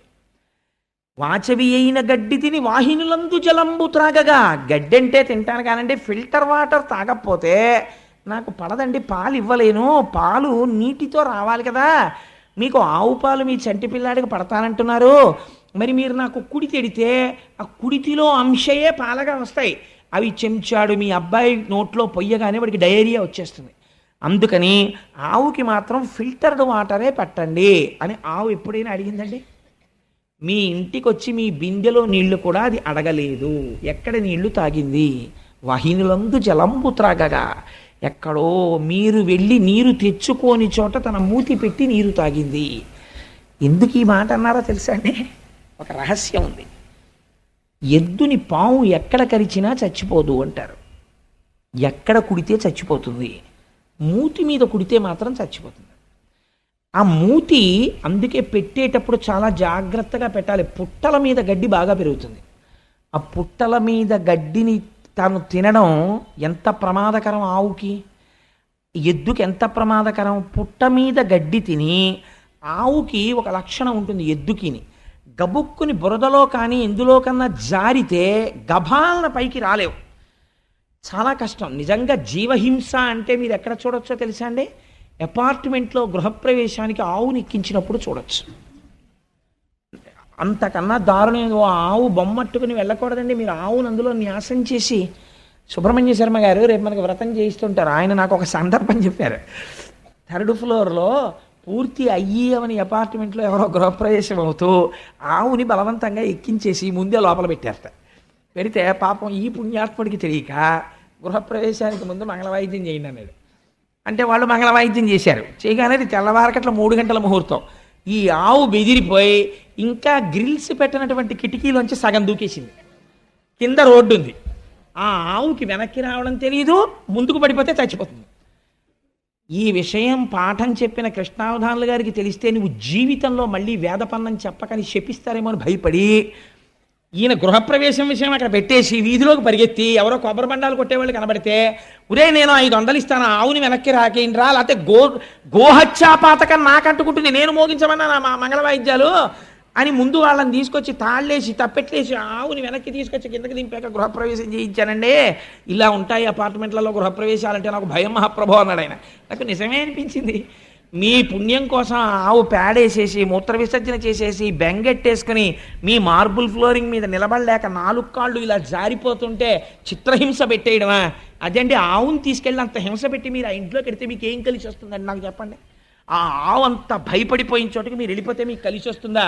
ఆ గోవు బెంగ పెట్టుకుని ఏడ్చిన ఏడుపు కట్టి కుడిపేస్తుంది. పెచ్చ పనులు చేయకూడదు. చేసేటప్పుడు సందర్భములను చూడాలి. ఆ ఇంట్లోకి ఆవిడితే తీసుకెళ్ళితే మానే, ఎందుకు వచ్చింది అల్లరి? ఓ ఆవు బొమ్మ అట్టుకెళ్ళు, గొడవ వదిలిపోయాయి. వెళ్ళేటప్పుడు గోవుకి ప్రదక్షిణం చేసి నమస్కరించి, అమ్మా గోమాత సమస్త శుభములను కటాక్షించు, నేను కట్టుకున్న ఇంట్లోకి నువ్వు రాలేవమ్మా, నువ్వు వెళ్ళిపోతే గొడవ వదిలిపోయాయి. ఆవిడ కటాక్షిస్తుంది. ఎందుకు వచ్చిన అల్లరి? నేను ఈ విషయాన్ని ఎందుకు ప్రస్తావన చేశానంటే, వాచవి అయిన గడ్డి తిని వాహినులందు జలంబు త్రాగగా, ఎంత గొప్ప మాట వేసారండి పోతన గారు. నిజంగాను నీకు పనికొచ్చేది ఏం తిందిరా అది? నువ్వు కొట్టడానికి నాకు ఒక కారణం చూపించు. గడ్డి తిందా? నువ్వు తినవు. నిన్ను ఎప్పుడైనా తిట్టవలసి వస్తే అంటారు, ఏ గడ్డి తిన్నా ఏట్రా, బుద్ధి గడ్డి తిందా అంటారు. అంటే నువ్వు గడ్డి తినవలసిన రోజే వస్తే అంతకన్నా హీనం ఇంకోట్లేదు. అలాంటిది అది తిందా గడ్డి. వాహినిలందు జలంబు త్రాగగా, ప్రవహించి వెళ్ళిపోతున్నటువంటి నీటిని అది తాగింది ఎక్కడో వెళ్ళి. నువ్వు మాత్రం ఫిల్టర్ చేసుకు తాగుతావు. అలాంటి నీళ్ళది తాగి, ఫిల్టర్డ్ వాటర్ తాగి, కుక్కుడు ఫుడ్ తిని, కుక్కర్లోది తిని, చాలా హైజీనిక్ ఫుడ్ తిన్నాననిపించుకుని నీలో విషం పెరుగుతోంది. వీధిలో గడ్డి తిని ఏట్లో నీళ్లు తాగి అది పరమసత్వగుణ స్వరూపమైన పాలనిస్తోంది. ఉపాధి ఏదైతే ఎందుకండి, ఎవరు గొప్ప? అది గొప్ప. కాబట్టి వాచవి అయిన గడ్డి తిని వాహినులందు జలంబు త్రాగగా నీ చరణంబులెవ్వడిటు నిర్దళితంబుగా చేసే. ఎవడు నీ 3 కాళ్ళు తెగగొట్టాడు, ఎలా నువ్వు అపరాధం చేస్తావని నమ్మాడు అసలు వాడు తా ఖేచరుడైన మణికీలిత భూషణయుక్త బాహులన్ వేచని త్రుంచివైతు వినువీధికి నేగిన నేల దాగినన్. వాడు భూమిలో దాక్కొని ఆకాశానికి ఎగిరిపోని, వాడు మణులు పెట్టుకున్నటువంటి భూషణములతో కూడినటువంటి వాడి భుజములను నా కత్తితో నరికేస్తాను ప్రతిజ్ఞ. ఏ చేతితో నీ పాదములు నరికాడో ఆ చేతుల్ని నేను నరికేస్తాను. అంటే ఇంకా ధర్మ సంస్థాపన కోసము పూనికున్న రాజు ఉన్నాడు భూమి మీద, పరీక్షిత్ వరకు. ఈ మాట అనగానే అక్కడ ఉన్నటువంటి ఆ వృషభము, ఆ గోవు, అవి రెండు వాటి స్వరూపములు చూసి పరీక్షిత్ గుర్తుపట్టాడు. అమ్మా, నువ్వు ధరణిదేవివి, ఆయన ధర్మము. మీ ఇద్దరూ ఇలా అయిపోయినందుకు నేను శోకిస్తున్నాను. కానీ ఎవడు ఇలా ఈ పాదములు తెగగొట్టాడని అడిగాడు. అడిగితే వీళ్ళు చెప్పకముందే ఆవిడంది ఎంత గొప్పగా మాట్లాడిందో చూడండి. కొందరు కాలం అన్నారయ్యా, కొందరు కర్మ అన్నారు, ఇది యుగ సంధి అన్నారు, ఇది యుగ లక్షణం అన్నారు, ఏవేవో కారణాలు చెప్పారు. నా కాళ్ళు మాత్రం తెగిపోయాయి ఆవిడ. అంటే ఆయన అటు ఇటు చూస్తున్నాడు. ఇప్పటి వరకు నృపాకారంతో ఉన్నవాడు ఒకడున్నాడు చూశారా, వాడు గభేల్న వెళ్ళి పరీక్షిత్ పాదాల మీద పడిపోయాడు. పడిపోయి అయ్యా నన్ను రక్షించండి, తప్పైపోయింది, నేనే నరికేశానా 3 పాదాలు అన్నాడు. అంటే ఇప్పుడు ధర్మము యొక్క 3 పాదములను ఎవరు నరకగలిగారు? కలి వలన పోయాయి. కలి తెంపలేదు, కలి మీలోకి వస్తే మీ చేత తెంపించేస్తాడు ధర్మాన్ని. కాబట్టి ఇప్పుడు కలి ప్రవేశం జరిగినది, కానీ స్థిరముగా నేను ఉంచుకోలేకపోతున్నాను. ఒక మాట చెప్పాడు, నా తప్పు కాదు, ఇది కలియుగం, నేను రావాలి, అందుకే ఈశ్వరుడు వెళ్ళిపోయాడు, నేను వచ్చాను. కానీ మరి నేను గట్టిగా ఉంచుకుని నిలబడదామంటే నేను ఎక్కడికెళ్ళి నిలబడితే అక్కడే నువ్వు ధనుర్బాణాలు పట్టు కనపడుతున్నావు. మరి ఎలా? ఇలా అయితే నేను ఉండడం కష్టం కదా. మరి కలియుగంలో కలిని ప్రవేశించాలి కదా. అందుకని నువ్వు నాకు ఒక అవకాశం ఇయ్యి, నువ్వు ఫలానా చోట ఉండు అని చెప్పు, నేను అక్కడ ఉంటాను. అప్పుడు ఇంక ఇబ్బంది ఉండదు. తప్పించి నేను ఎక్కడికెడితే అక్కడ నువ్వు కనపడుతుంటే నీకు నాకు సంఘర్షణ వస్తుంది, నువ్వు నన్ను చంపుతానంటుంటావు, యుగం వచ్చేసింది, నేను రావాలి, కాబట్టి నేను ఎక్కడ ఉండనో నువ్వే చెప్పన్నాడు.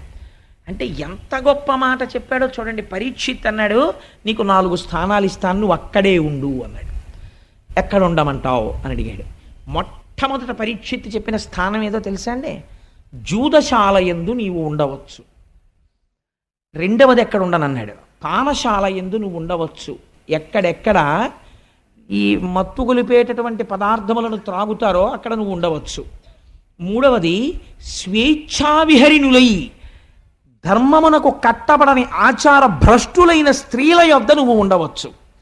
నాలుగవది ఎక్కడ ఉండవచ్చు, జీవహింస జరిగేటటువంటి ప్రదేశముల యందు నీవు ఉండవచ్చు. 4 ప్రదేశాలు నీకు ఇచ్చానన్నాడు. ఇప్పుడు మీరు పురాణంగా నేను దీన్ని ఈ మాట చెప్పి నేను దాటేశాను అనుకోండి, మీరు నా చొక్కా ఏం పట్టుకోరు, పాపవాడికి అదే వచ్చు లోపల చెప్పాడు, పాపవాడి జోలికి ఎందుకు మనకు కాను వదిలేస్తారు నన్ను. కానీ మీరు నాకు ఒక విషయం చెప్పండి, కలికి ఈ 4 ప్లేసెస్ ఇస్తే ఏమిటి కలిసి వచ్చిందండి పరీక్షిత్తుకి? అసలు నువ్వు రావద్దురా అనాలి, కానీ ఈ 4 స్థానాలు నీకు ఇచ్చానన్నాడు కదా, ఈ 4 స్థానాలు ఇచ్చాడు అనుకోండి, కలి వెళ్ళి జూదం షాపులో పేక ముక్కలు ఇస్తాడా, లేకపోతే ఈ మత్తు పదార్థాన్ని అమ్మేటటువంటి చోటుకి వెళ్ళి షాప్ పెట్టుకుంటాడా, లేకపోతే జీవహింస తను చేస్తాడా, మిమ్మల్ని ఎలా పాడు చేస్తాడు కలి? ఇది మీరు విశ్లేషణ చెయ్యాలి.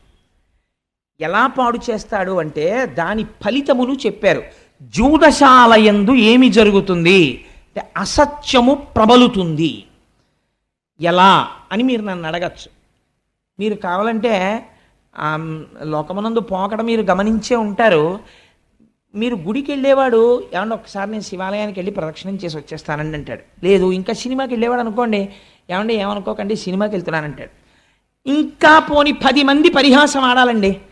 అదేంటి ఆఫీసర్ గారి దగ్గరికి వెళ్ళి, సార్ నాకు కొత్తగా పెళ్ళయిందండి, 16 రోజుల పండగ, ఎస్ఆర్ఎం గారి ఇన్స్పెక్షనో జడ్ఎం గారి ఇన్స్పెక్షనో అంటున్నారు, మా అత్తారు బాధపడతారు సార్, అందుకని 16 రోజుల పండగకి వెళ్ళాలంటే ఓ చిరునవ్వు నవ్వేసి ఆఫీసర్ గారు గ్రాంట్ చేసేయచ్చు.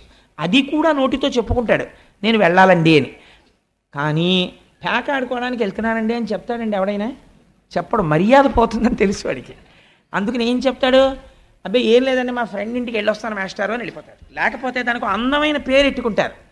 దాన్ని నేను ఎందుకు చెప్పాలి కానీ ఇంగ్లీష్లో అయితే సితో ప్రారంభమైంది బీతో పూర్తి అయిపోయేటటువంటి 4 అక్షరాల సంస్థను ఒక దాన్ని పెట్టుకుంటారు. పెట్టుకుని అలా చెప్పుకోవడానికి సిగ్గేది, అందుకని అక్కడికి వెడుతున్నామని చెప్పుకుంటారు అని వెళ్ళిపోతారు. వెళ్ళిపోతే సాధారణంగా ఏమనుకుంటారంటే వీళ్ళందరూ లోపల కూర్చుని ఏదో దేవకార్యం నిర్వహిస్తున్నారు అనుకుంటారు. ఏం ఉండదు, అక్కడ బూడిద ఆడుకుంటూ ఉంటారు వీళ్ళందరూ. చాలా నిశ్శబ్దంగా ఐశ్వర్యం వెళ్ళిపోతుంది అక్కడ. అది కలిస్థానం. అందుకని అసత్యం ప్రారంభమవుతుంది. ఎందుకో తెలుసా అండి?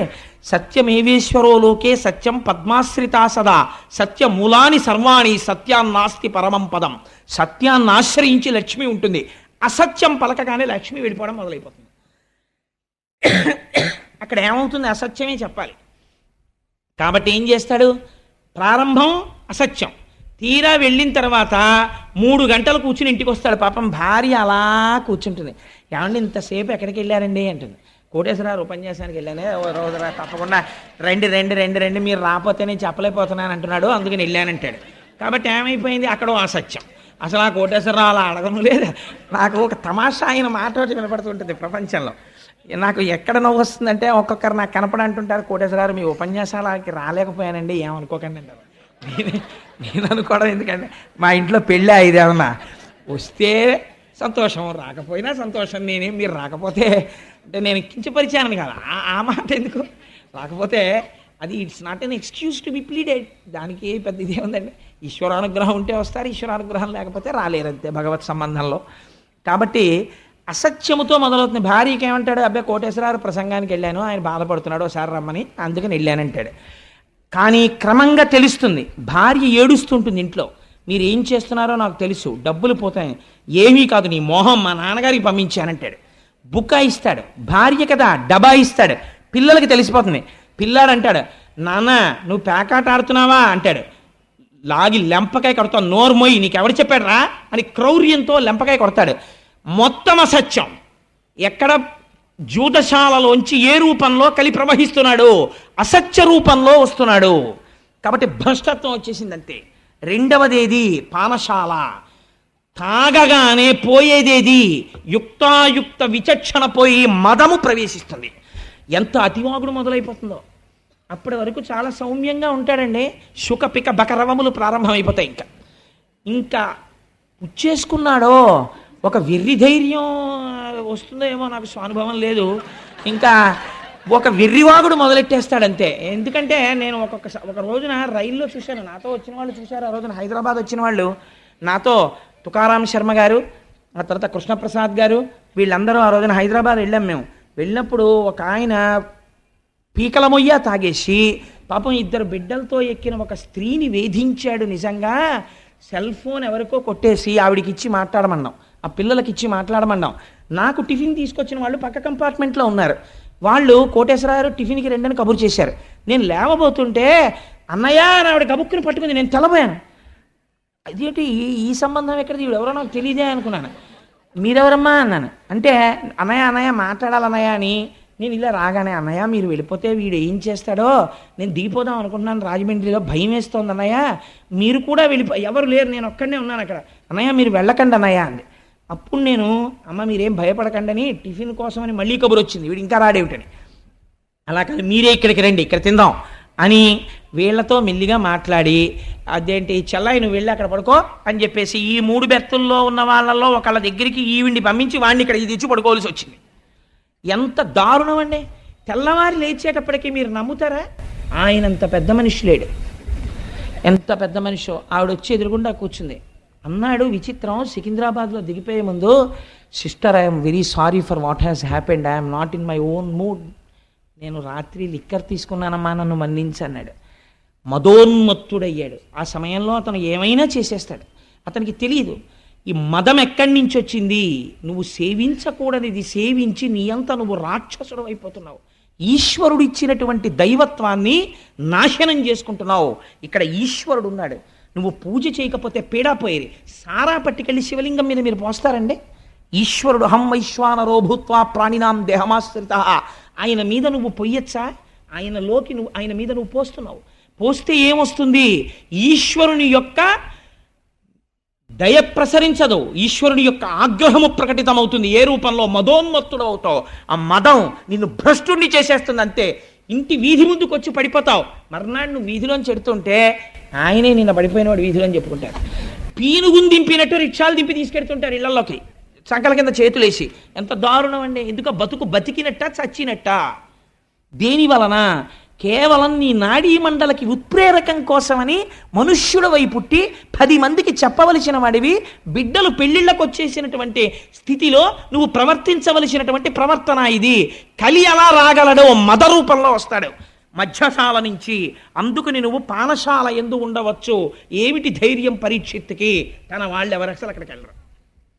కాబట్టి నువ్వు పానశాల ఎందు ఉండవచ్చు. మూడవదేది స్వేచ్ఛా విహరిణి అయిన స్త్రీ. నేను ఎంత తక్కువ మాట్లాడితే అంత మంచిది దాని గురించి, అందుకని నేను అసలు ఆ ప్రస్తావన చేయను. నాలుగవది, ఎందుకంటే ఒక పూజ్య భావనతో చూడ్డానికి అలవాటు పడి ఒక లలితా సహస్రం చెప్పి, ఒక సౌందర్యలహరి చెప్పి, స్త్రీ అనబడేటటువంటి ఒక పేరు యందు ఆడది అన్నదాని యందు అమ్మతనాన్ని చూసి ఒక గౌరవం పెంచుకున్నవాడు పురాణ వ్యాఖ్యానం కోసం కూడా తక్కువ చేసి మాట్లాడడం అనవసరం. నేను చేయకపోయినంత మాత్రం చేత మీరు అర్థం చేసుకోలేని వాళ్ళు కారు, అందుకని నేను దాన్ని పరిహరిస్తాను. అందుకని స్వేచ్ఛా విహరిణి అయిన స్త్రీ వలన సమాజము భ్రష్టుపడుతోంది, విషయ సంగలోలుడైపోతున్నాడు. నాలుగవది హింస. హింస అంటే ఏమిటో తెలుసా అండి? హింస అంటే నిష్కారణముగా ఒక ప్రాణి బాధపడితే తాను సంతోషించుట. ఇక్కడ మీరు ఒకటి జ్ఞాపకం పెట్టుకోవాలి. ప్రాణి హింస అంటే చంపేయడం అని కాదు, అస్తమానం చంపేయక్కర్లేదు. ఇలా చీమల బారి వెళ్తుంటే కుడతారు కొంతమంది, నిష్కారణంగా నిలబడి ఆకులు తుంపేస్తారు. నువ్వు ఆకుని సృష్టించలేదు, నువ్వెందుకు తుంపేయాలి ఆకుని? నిష్కారణ హింస. అన్నిటికన్నా భయంకరమైన హింస ఏమిటో తెలుసా అండి? నోటి మాట. కడుపుల్ రంపపు కోత కోయునది ఏ గాయాలు కాకుండినన్ అన్నారు గయోపాఖ్యానంలో. ఒక మనిషిని పడుకోబెట్టి ఎనస్థీషియా ఇవ్వకుండా ఓ రంపం పట్టుకొచ్చి అటొకళ్ళు ఇటొకళ్ళు నిలబడి దూలాన్ని కోసినట్టు ఇలా కోస్తూ ఉంటే ఆ కడుపు కోయబడుతున్నవాడు ఎంత బాధపడతాడో, అవతల వాడు నేనంటున్న మాటలకంత బాధపడుతున్నాడన్న ఇంగిత జ్ఞానము లేకుండా ఈశ్వరుడు నోరిచ్చాడని పేలిన చవట అంతే పాపాన్ని మూట కట్టుకుంటున్నాడు. వాడు హింస చేస్తున్నాడా లేదా? వాక్కు రూపములో వాడు హింస చేస్తున్నాడు. వాక్కు యందు అదుపు ఉండాలి. అవతల వారు బాధపడకుండా మధురముగా మాట్లాడడం నేర్చుకోవాలి మనిషి. ప్రయత్నపూర్వకంగా అభ్యసించకపోతే మాట యందు కాఠిన్యం అలవాటైపోతుంది. కాబట్టి ఏమైపోయింది? క్రౌర్యము. అవతల వారి యందు నిష్కారణమైనటువంటి కోపం. అవతలవాడు బాధపడిపోతుంటే వీడు సంతోషపడ్డాం. అవతల వాడి బాధ వీడి సంతోషమునకు హేతువైన నాడు కలిపురుషుడు ప్రవేశించినాడు. కాబట్టి ఏమైంది? ఈ 4 స్థానములు నీకు ఇస్తున్నాను. పరీక్షిత్ నమ్మకమేమి? తన పరిపాలనలో ఉండగా ఎవ్వరూ ఆ 4 చోట్లకి వెళ్ళరు. అంతే కదండి? ఈ 4 చోట్లకి బాగా వెళ్ళాలని కోరుకుంటే వాడు పరీక్షిత్తు కాడు, కలి యొక్క ప్రతినిధి కదా. అదర్వైజ్ సేస్ అంతే కదండి మరి పురాణం. కాబట్టి ఇప్పుడు ఏమైంది? పరీక్షిత్తు తన ప్రజలు వెళ్ళరని కోరుకున్నాడు. వెళ్ళరన్న నమ్మకంతో ఈ మాట చెప్పాడు. ఈ మాట పరీక్షిత్తుకే తెలిస్తే కలికి తెలియదండి. తనకి వెళ్ళడానికి ఆ 4 చోట్లకి ఎవడు రాడు, నేను పాడు చేయలేనని. మీకు ఇంకొక గమ్మత్తు నేను ఇక్కడ చెప్పాలి. దేనికి అదే ఫలితం అని మీరు అనుకుంటున్నారేమో. ఈ 4ంటికి కాదు. మీరు కలి యొక్క పరిస్థితి ఎలా ఉంటుందంటే, నాలాంటి వాడు కూర్చోడానికి రైల్లో కొంచెం సీట్ ఇచ్చినట్టు ఉంటుంది. నన్ను కొంచెం కూర్చొని ఇచ్చారనుకోండి, ఇంత శరీరంతో ఇంత చోటిస్తే ఊరుకుంటానా? కొంచెం తోసుకొని ఆక్రమించడం మొదలెడతాను కదా. అంటే నేను అలాంటి పనులు చేశాను అనుకోకండి, వేరొకరి మీద ఉదాహరణ పెట్టకూడదు కాబట్టి. నిలబడతాను తప్ప అలాంటి దిక్కుమాలిన పనులు నేను చేయను. కాబట్టి జరిగినదేమి అంటే, మీరు 4ంటిల్లో ఒకదాన్ని పట్టుకున్నారనుకోండి, మిగిలిన 3ంటికి ఎలా లాగేయాలో కలికి తెలుసు. మీకు ఒక్క ఉదాహరణ చెప్పి నేను పూర్తి చేసేస్తాను. చూడండి, ఈ 4ంటిలో ఉదాహరణకి జూదశాలలోకి వెళ్ళాడు అనుకోండి. ఉట్టినే సరదాగానండి, నేనేం ఆడ చూస్తానంటాడు. ఈ చూడడం ఏమవుతుందంటే, వాడికి ఎప్పుడో అప్పుడు శారీరక సంబంధమైనటువంటి విరామం కావలసి వస్తుంది. ఇంటికి వెళ్ళకపోతే భార్య ఊరుకుంటుంది. ముసిలి వాళ్ళు అయిపోయిన తల్లిదండ్రులు పాపం అలా గుడ్లకి కంటిరెప్పలు పైకి గుండు సూదులు ఎట్టుకుని కొడుకు కోసం ఎదురు చూస్తారు, కానీ మలమూత్రాలు ఆగవుగా. అందుకని బాత్రూంలోకి వెళ్ళాలి. నిర్దాక్షిణ్యంగా ఉంటారు అప్పుడు పక్క వాళ్ళు, వీడి కోసం వాళ్ళేం ఆపరం. అందుకని వీడు ఎవరికో ఒకళ్ళకి ప్రాక్సీ ఇవ్వాలి, వీటిని వాడికి అప్పచెప్పి వెళ్ళాలి. అందుకని వీడు ఏం చేస్తాడంటే హెల్పింగ్ హ్యాండ్ కింద కూర్చుంటాడు, 12th మ్యాన్ కూర్చున్నట్టు. అంతే, చాలా అయిపోయింది. ఇంకా తర్వాత ఏమైంది, వీడు ప్రోనోట్ల మీద సంతకాలు పెట్టడం మొదలెడతాడు. ఐశ్వర్యం నిశ్శబ్దంగా వెళ్ళిపోతుంది. అక్కడి నుంచి ఏమైంది, అసత్యం ప్రారంభం అవుతుంది. అసత్యంలోంచి లక్ష్మి వెళ్ళిపోవడం ప్రారంభం అవుతుంది. లక్ష్మి వెళ్ళిపోవడం ప్రారంభమైన కలి ఊరుకోడు, జూదశాలకి రా రా రా అని లాగుతాడు. లాగాడు కాబట్టి ఏం చేయాలి, భార్య మెళ్ళో పుస్తిల్తాడు కూడా లాగేసి తీసుకెళ్ళిపోతాడు. కాబట్టి ఏమైపోయింది, అది దొంగతనం వైపుకి వెళ్ళిపోయింది. ఆవిడేమంటుంది, ఇంకా నేను మీతో కాపరం చేయలేని పుట్టింటికి వెళ్ళిపోతానంటుంది. ఆవిడ్ని కొట్టడం మొదలెడతాడు. ఏమైపోయింది, క్రౌర్యంలోకి వెళ్ళిపోయాడు, హింసలోకి వెళ్ళిపోయాడు, దొంగతనంలోకి వెళ్ళిపోయాడు. పిల్లల్ని కొడతాడు, వాళ్ళ ఫీజులు కట్టడు, వాళ్ళ చదువు గురించి చూడడు, మానమర్యాదలు పట్టించుకోడు. నా భార్య ఇంటికి వెళ్ళేటప్పటికీ నా మీద తగాదా పెట్టుకుంటోందని పరస్త్రీని కోరుకుంటాడు. ఒక దాంట్లోంచి 4 వెళ్ళిపోయాడు, సర్వభ్రష్టుని చేసి నాశనం చేసేస్తాడు. ఆఖరికి వాడు చచ్చిపోతే అమ్మయ్య పోయాడంట. ఎందుకు అయిపోయావు నువ్వు అలాగా? ఒక్క దాంట్లో కాలిట్టేవంతే 4 లాగేయగలదు. కాబట్టి ఈ 4 దుష్ఫలితములు 4 ఆశ్రయించి ఉన్నాయి. భాగవతం అందుకని విను అని చెప్పారు. ఈ జీవితం ఎక్కడ పాడైపోతోందో నీకు చెప్పేస్తాం, ఇది అర్థం చేసుకో. ఇంత అగ్నితప్తం జరగాలి, బంగారం అగ్నిహోత్రంలో ఉడకాలి. ఇప్పుడు ఇంత ఉడుకుతోంది, ఇప్పుడు రావాలి శుకుడు.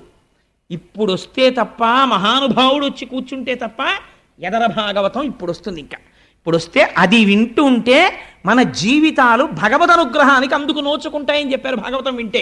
ఇప్పుడు ఏమైంది, ఈ 4 ఇస్తే పరీక్షిత్తుకే తెలుసు కదా ఎవరు వెళ్ళరని. ఇప్పుడు మీకు చెప్పాను కదా, ఒకదానికి ఎడితే 4 రకాలుగా భ్రష్టుడు అవుతాడు. కాబట్టి ఎక్కడికి ఎవడు వెళ్ళడు, ఆ నమ్మకంతో కదా పరీక్షిత్ ఇచ్చాడు ఈ స్థానాలు. కాబట్టి ఆ మాత్రం తెలివితేటలు కలిపురుషుడికి లేవండి. కాబట్టి కలిపురుషుడు ఏమనాలి ఇప్పుడు, ఎందుకంటే ఆ 4 స్థానాలు నాకు అక్కర్లేదనాలి. అక్కర్లేదంటే ఆయన అవతల బాగుంటాడు. అందుకే కలిపురుషుడు అంటే ఏంటి, చాలా తెలివితేటలుగా మభ్యపెట్టగలిగిన వాడు. కాబట్టి ఆయన ఏమన్నాడో తెలుసా అండి, మీరు పావుషేరు శనగపప్పు పట్టండి, నేను పావుషేరు ఓ కట్టుకొస్తాను, ఇద్దరం కలుపుకొని పంచుకు ఊదుకు తిందామన్నట్టు. ఎవడం ఓ కట్టుకు రావడం ఎందుకు, కలుపుకోవడం ఎందుకు, పంచుకోవడం ఎందుకు, ఊదుకు తినడం ఎందుకు, తను ఏదో తెచ్చినట్టు ప్రజ్ఞ అనమాట. అలా ఎంత మెహర్బా.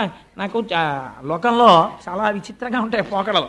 పాపం ఒక ఆవిడ, ఏమంటే ఎప్పుడు చూసినా మా నాన్నగారు గొప్ప, మా అమ్మగారు గొప్ప, మా నాన్నగారు గొప్ప, మా అమ్మగారు గొప్ప అని నిష్కారణంగా మా అమ్మగారిని నాన్నగారిని తిడతారు. మీ అమ్మ చూడు, మీ నాన్న చూడు ఎప్పుడు అని చెప్పి పాపం వాళ్ళని తిడతారు. అదేమిటండి, మా అమ్మగారు నాన్నగారులలో ఒక్క సుగుణం లేదా అంటే ఆయన అన్నట్ట, సరే ఇవాళ నుంచి నేను మా అమ్మగారిని నాన్నగారిని పొగిడి మీ అమ్మగారిని నాన్నగారిని తిట్టను. మీ అత్తగారు మామగారే మంచివాళ్ళు, మా అత్తగారు మామగారే భ్రష్టులు, సరేనా అన్నాడు. ఏమైంది, ఎటు మారిస్తే ఏమైంది?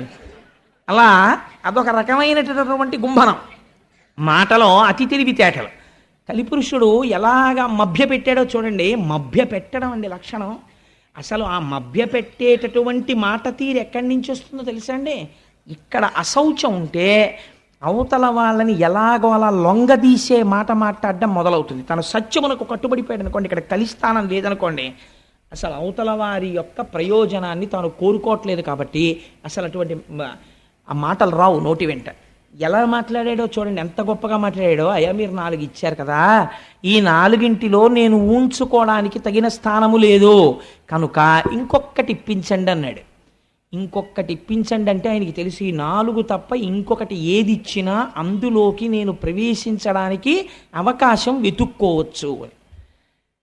గభాలన పరీక్షిత్ అన్నాడు, బంగారం ఇచ్చాను అన్నాడు. ఎందుకన్నాడా మాట అంటే, ఆ రోజుల్లో బహుశా ఒక లక్షణం ఉండేది. అంటే భాగవతంలోనే ఒక చోట వ్యాఖ్యానంలో ఒక మాట చెప్తారు, నిస్సంగులైనటువంటి వారు ఆత్మజ్ఞానమును ప్రబోధం చేసేటటువంటి వారికి హేమము అంటే బంగారమునందు లోభత్వం ఉండదు, వారు కోరుకోరు, వాళ్ళకి అది పెద్ద ఆసక్తి ఉండదు దాని మీద. అట్లాంటి వారు లోకములో ఉండగా, వారి ప్రబోధం ఉండగా లోకం ఎందుకు పాడవుతుంది అనుకున్నాడో ఏమో, బంగారమునందు స్థానం ఇచ్చానన్నాడు. పరీక్షిత్ ఒంటి నిండా బంగారం ఉంది, ఆపాదమస్తకం, కిరీటం దగ్గర నుంచి ఆభరణాల వరకు ఉంది. వెళ్ళలేడండి, అందరిలోకి వెళ్ళడం ఎందుకండి, పరీక్షిత్తులోకి వెళ్ళిపోతే సరిపోయాయి, డైరెక్ట్గా నాశనం అయిపోయింది. పరీక్షిత్తును పాడి చేసేస్తే చాలు. తను ఇంకా రాజద్వారం తెరిచేసుకున్నట్టే.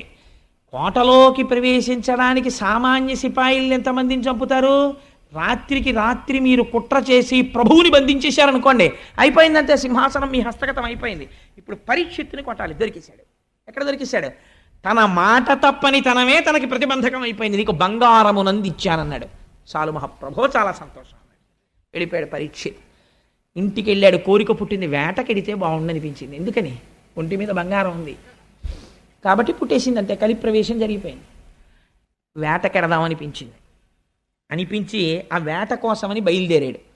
బయలుదేరితే అనేక మృగములను వేటాడాడు. ఎందుకు వేటాడడం అంటే, కలి యొక్క అంశలలో తానిచ్చిన వేరొక స్థానములోకి వచ్చేసాడు బంగారంలోంచి. ఇప్పుడు పరీక్షిత్ ఎలా? మీకు చెప్పాను కదా, ఒక దాంట్లోకి వస్తే చాలు, మిగిలినవన్నీ వచ్చేసి నాశనం అయిపోతాడు. ఇప్పుడు బంగారం ఉంది ఒంటి మీద, వచ్చాడు కలి. కాబట్టి ఇప్పుడు ఏమైంది? జీవహింస చెయ్యాలన్న కోరిక పుట్టింది. వేటకి ప్రభువు ఎప్పుడు ఎడతాడు అంటే, సాధారణంగా ఎప్పుడు ఎడతాడంటే, జానపదులు వచ్చి అయ్యా క్రూర మృగాల సంఖ్య పెరిగిపోయిందండి అంటే, ఊరు మీదకి రావడానికి భయపడే రీతిలో దండుగా వెళ్ళి రాజు, అందుకే పెద్ద పరివారంతో పెడతాడు. కనుమ పండగకి వెంకటేశ్వర స్వామి వారు పెడతారు వేటకి. మనం మేము చూసాం, వెళ్ళిన వాళ్ళం. అలా ఆ వేటకి వెళ్ళి కొన్ని క్రూర మృగాల్ని వేటాడతాడు. అలా వెళ్ళాలి, అంతేకాని ఆ జంతువుల్ని చంపడం సరదాగా వెళ్ళకూడదు. అలాంటి ఆలోచన పుట్టింది, చంపుదాం అని. ఇప్పుడు ఏం చేశాడు? వేటకెళ్ళాడు. ఇప్పుడు ఏమైంది? ఇంకో స్థానంలోకి వెళ్ళాడు. జీవహింసలోకి నిష్కారణ క్రౌర్యం ప్రవేశించింది. బయలుదేరి వేటకెళ్ళాడు. వేటకెళ్ళిన వాడు ఏం చేశాడు? వేటాడాడు కాబట్టి ఆయనకి ఆకలేసింది, దప్పిక కలిగింది. ఆకలి దప్పిక కలిగితే ఎక్కడికి వెళ్ళాలి? ఎక్కడికి వెళ్ళాలో అక్కడికి వెళ్ళాలి. నాకు బాగా ఆకలేసింది అనుకోండి, కనీసంలో కనీసం ఈ ఊళ్ళో మనకు ఎవరు తెలియరా అనుకుంటే ఏం చేయాలి? హోటల్కి వెళ్ళి అయ్యా ఏమున్నాయండి అని అడిగో, ఇడ్లీయో మసాలా దోశ ఏదో అడగాలి. అంతేగాని ఓ వెల్డింగ్ షాప్కి వెళ్ళి తినడానికి ఏమైనా ఉన్నాయండి అన్న నోరు తెరిచి పెడతానంటే ఆర్క్ వెల్డింగ్ రాదు. బుద్ధి ఉందే? ఇక్కడ ఇక్కడికి వచ్చి ఏమైనా తినడానికి ఉన్నాయా అంటే ఏంటి? ఏదో ఎదురుకుండా హోటల్కి పోయి ఏమైనా ఉంటాయంటారు. ఎక్కడ ఏది దొరుకుతుందో అక్కడికి వెళ్ళాలి. ఆ మాత్రం బుద్ధి లేకపోవడం అంటే ఏమిటంటే, బుద్ధి భ్రంశమవుతోంది పరీక్షిత్తుకి. లేకపోతే ఆకలేసిన వాడు, నీరు కావలసిన వాడు మహర్షాశ్రమానికి పోవడం ఏమిటి? అక్కడ ఆయన ఏం తపస్సు చేసుకుపోని వెళ్ళాడు. ఆల్రెడీ ఏమోనండి కొంచెం నీళ్లు దొరుకుతాయేమో అని వెళ్ళాడండి. ఎవరిని అడగాలండి? మంచినీళ్ళు దాహం వేస్తే అక్కడ ఎవరన్నా కాస్త తిరుగుతుంటే, ఆ ఆశ్రమంలో ఎక్కడన్నా కుటీరాల్లో ఉన్నవాళ్ళు ఉంటే, అమ్మ కాసి నీళ్లు పోయిండి అమ్మ దాహం వేస్తోందని అడగాలి. ఎవరి దగ్గరికి వెళ్ళి నించున్నాడో తెలుసా అండి? నీళ్లు కావాలని అంటే అహంకారము వచ్చినది. ఎవరి దగ్గరికి వెళ్ళాడు అంటే, ఎంత గొప్ప వర్ణన చేశారో తెలుసా అండి వ్యాసుల వారు. ఎగ్జాక్ట్ ట్రాన్స్లేషన్ చేశారంతే పోతన గారు. పలికెడిది భగవతమట పలికించు విభుండు రామభద్రుండట, మీలిత నేత్రుడై మెలగుట చాలించి బాహ్యమున జడిలేక శాంతుడగుచు. ఆయన శమీక మహర్షి. ఎటువంటి స్థితిలో ఉన్నాడు? మెలగుట చాలించి, కదలిక లేదు, మెదలిక లేదు, స్థాణు అయిపోయి ఉన్నాడు. స్థాణు అయిపోయి ఉండడం అంటే ఏమిటి? మీరు ఇప్పుడు ఒక్క విషయం, ఇప్పుడు ఈ మాటల్ని చాలా క్లీశంతో చాలా గహనమైనటువంటి వర్ణన చేస్తారు. నేను తరచూ ఒక మాట చెప్తుంటాను.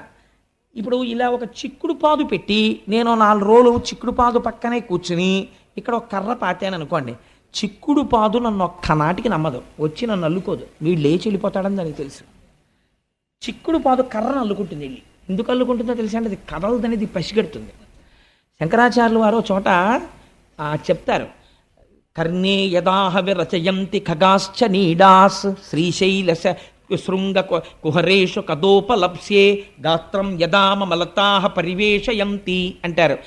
ధ్యానమునందు తపస్సునందు చాలా మగ్నుడైపోయి బ్రహ్మమునందు రమిస్తున్నాడని గుర్తేమిటంటే, కదలిక లేక కర్ర నిలబడిపోయినట్టు స్థాణు అయి ఉండిపోతాడు. అలా ఉండిపోతే ముందు తీగలు నమ్ముతాయి, నమ్మి అల్లుకుంటాయి.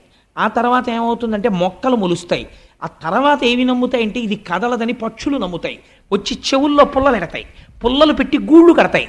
కర్ణే యదాహ విరచయంతి ఖగాశ్చ నీడాస్. అందుకే మన వాళ్ళు, ఆయన తపస్సు చేశాడు, ఒంటి మీద పుట్టలు పెట్టేశాయి, పుట్టల్లో పాములు చేరిపోయాయి, మొక్కలు మొలిచిపోయాయి, అప్పుడు ఈశ్వరుడు ప్రత్యక్షమయ్యాడు. ఇవన్నీ హఠాత్తుగా ఊడిపోతాయండి. అంటే అంతటి ధ్యానమగ్నుడయ్యాడని గుర్తు.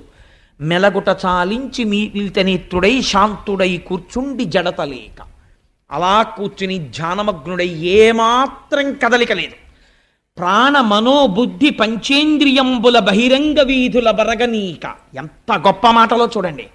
ప్రాణము నియంత్రించాడు ప్రాణాయామము చేత. అందుచేత అనడు కుంభకం పూరించి ఆప్ చేసేసాడు వాయువుని, అలా నిలబడిపోయాడు అంతే. కాబట్టి ఇప్పుడు వక్షస్థలం ఇలా ఇలా ఇలా ఇలా కదలదు, అలా ఉండిపోయి ఉన్నాడు. ప్రాణము ఊపిరి మీద ఏది ఆధారపడుతుంది? మనస్సు ఆధారపడుతుంది. అందుకని మనస్సు కదలటం లేదు, అలా ఉండిపోయింది. మనస్సు కదలదు, బుద్ధి కదలటం లేదు. బుద్ధి కదలటం లేదు, ఇంద్రియాలు కదలటం లేదు.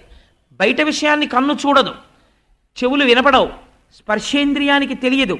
అందుకని అలా ఉండిపోయాడు. స్థాణువై ఏం చేస్తున్నాడు మరి? ఇవన్నీ ఆగిపోయాయి. మరి ఆయన ఏమి చూస్తున్నట్లు అంటే జాగ్రత్తాది అవస్థాత్రయము దాటి బ్రహ్మమునందు రమించుచుండే. జాగ్రత్త మొదలైనటువంటి 3 అవస్థలని దాటిపోయి ఆయన జాగ్రత్త లేదు, స్వప్నము లేదు, సుషుప్తి లేదు, 4వది తురీయమనేటటువంటి స్థాయికి చేరిపోయి తాను సాక్షాత్తు ఆత్మగా సాక్షీభూతుడై శరీరాన్ని చూస్తూ బ్రహ్మముగా నిలబడిపోయి ఉన్నాడు. ఇప్పుడు అలా ఉన్నవాడు ఎలా ఉన్నాడు అంటే బ్రహ్మభూతత్వ సంప్రాప్య విక్రియుండయి అతి దీర్ఘ జటలు తన్నావరింప. అలా కూర్చుని ఉండిపోతే బ్రహ్మముతో రమించి నిలబడగా వెంట్రుకలు మాత్రం పెరిగిపోతున్నాయి, గోళ్ళు పెరిగిపోతున్నాయి. అవి జటలు కట్టేసి కేశ సంస్కారము లేక వ్రేలాడుతున్నాయి. రురు మృగచర్మమును దాల్చి అలరుచున్న తపసి పొడగని తాళిత శోషిత తాళుడగుచు. ఎంత చిత్రం జరిగింది. ఒక కృష్ణ జింక యొక్క మృగాన్ని కట్టుకొని అలా కూర్చుని ఉండిపోయాడు, వస్త్రం కూడా లేదు. అటువంటి శమీక మహర్షి దగ్గరికి వెళ్ళాడు. ఎవరు? ఈ శోషిత తాళుడగుటు, దాహం కోసం ఆర్తి పొందినటువంటి పరీక్షిత్. ఎలా అంటే మౌన భాషల డగ్గరి మనుజ విభుడు. వెళ్ళి ఎలా నిలబడ్డాడు అంటే నీటి కోసం కాదు, మౌన భాషల డగ్గరి మనుజ విభుడు. ఇప్పుడు దేనికోసం వెళ్ళాడు? నీటి కోసం వెళ్ళాడన్నది ప్రధానం. కానీ లోపల ఒక మౌన భాష బయలుదేరింది. ఏమిటది అంటే ఇప్పుడు పరీక్షిత్ తానెవరో మరిచిపోయాడు, బుద్ధి భ్రంశమైపోయింది. ఇట్లాంటి బ్రహ్మమునందు రమిస్తున్నటువంటి తాపసిని చూసి నిశ్శబ్దముగా తాను వెళ్ళిపోవాలా? నేను మహారాజునొస్తే లేచి నిలబడడా, నాకు నమస్కరించడా, నాకు ఆసనం చూపించడా, మహారాజా ఎందుకు వచ్చావని నన్ను అడగడా? ఎంత అహంకారం రా ఈ తపస్వికి అనుకున్నాడు. అంటే ఇప్పుడు ఏమైంది? ఇంత పరీక్షిత్, ఇంత గొప్పవాడు, తెల్లవారి లేస్తే బ్రాహ్మణులకు నమస్కారం చేసేవాడు, అన్నీ తెలుసున్నవాడు, అన్నిటినీ మరిచిపోయాడు. బుద్ధి భ్రంశమైపోయింది కలి యొక్క ప్రవేశము వలన. దీనివల్ల ఏమైపోయింది? ఆగ్రహం పుట్టింది. యుక్తాయుక్త విచక్షణను కోల్పోయాడు. ఇందాక మీకు చెప్పాను కదా, ఒక స్థానంలోంచి స్థానంలోకి వెళ్ళిపోతున్నాడు. ఎంత వేగంగా జారిపోతున్నాడో చూడండి పరీక్షిత్. ఎలా అవమానించాలి ఇన్ని అనుకున్నాడు. అక్కడ చచ్చిపోయి పడున్న పామున్నది. మీరు ఒకటి గుర్తుపెట్టుకోండి, చచ్చిపోయిన పామైనా బతికున్న పామైనా అక్కడ పాము కనపడింది అనుకోండి ఉలిక్కి పడతాం. శమీక మహర్షికి తెలియదు అక్కడ చచ్చిపోయిన పాము ఉందని. అంటే ఆయన అంతగా బ్రహ్మమునందు రమిస్తున్నాడు. పరీక్షిత్ కనపడుతోంది చచ్చిపోయిన పాము. చచ్చిపోయిన పామైనా మెళ్ళో వేసేటప్పటికి చల్లగా తగులుతుంది.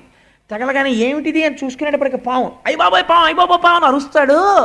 అప్పుడు వీడిని గేలి చెయ్యొచ్చు అనుకున్నాడు. ఇప్పుడు ఏమైంది? మౌన భాషల దగ్గరి మనుజ విభుడు. వికృతాతి వికృతమైన ఆలోచనలు లోపల పెరిగిపోతున్నాయి ఇంకా రకరకాలుగా. ఇప్పుడు ఏం చేశాడు? ఆ ధనస్సు యొక్క చివరి భాగంతో మృత సర్పాన్ని పైకెత్తాడు. ఒక ప్రభువు ధర్మరాజు యొక్క మనవడు అభిమన్యుడి కొడుకు చెయ్యవలసిన పని. అంటే ఇప్పుడు ఏమైపోతోంది? పరమ భయంకరమైన సన్నివేశము జరుగుతోంది ప్రపంచంలో. ఆ మృత సర్పాన్ని పైకెత్తాడు. ఎత్తి ఎవరి మీద వేశాడు? శమీక మహర్షి మెడలో వేశాడు. ఆయనకి చల్లగా పాము తెలిసిందా? తెలియలేదు. కాబట్టి ఏమిటి నిర్ధారణ? ఆయన తపస్వి అయి ఉన్నారు.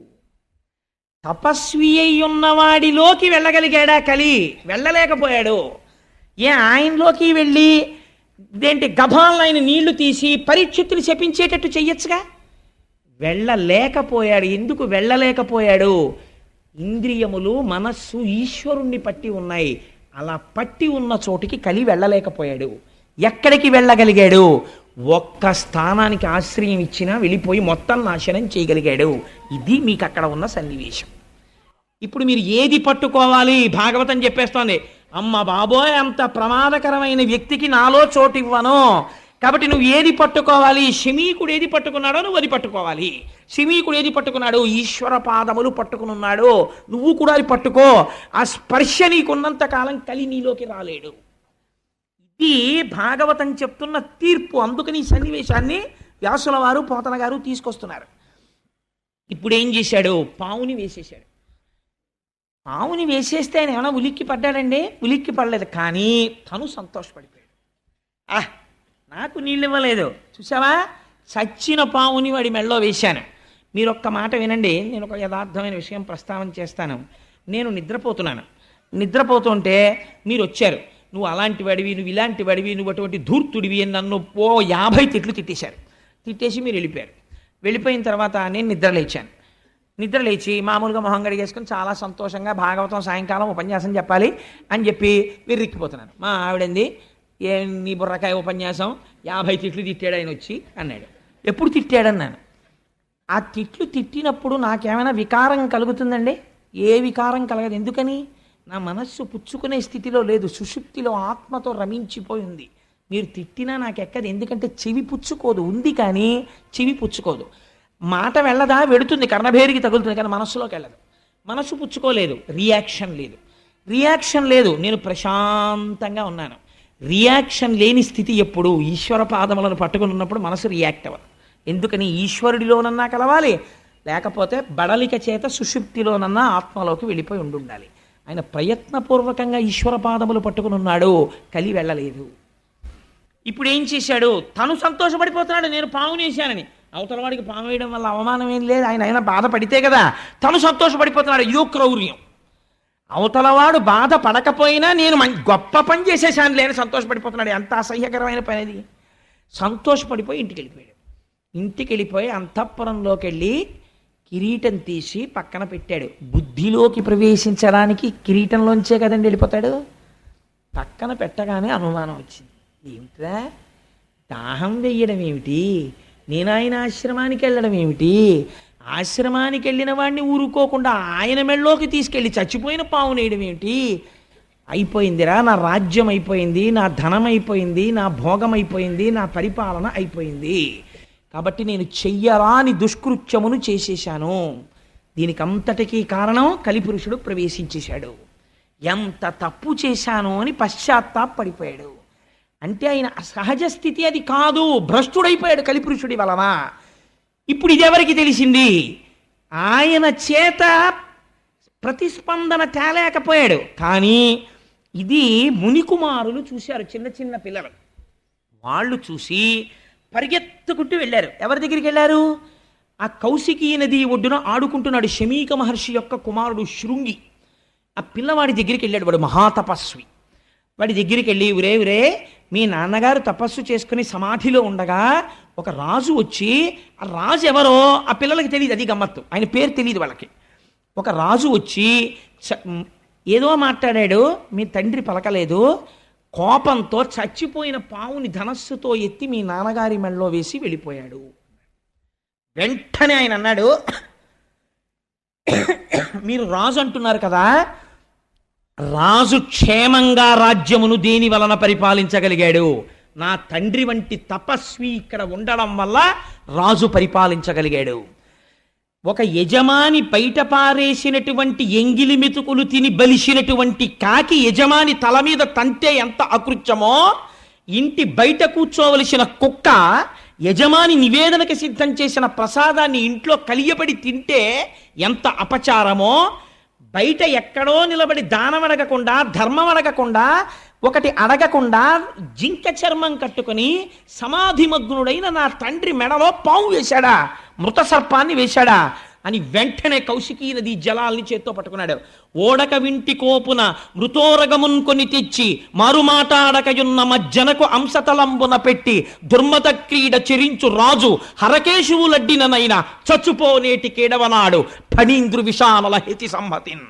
అంతే, శాపం ఇచ్చేశాడు. ఆ నీళ్లు పట్టుకుని ఒక్క మాట అన్నాడంతే.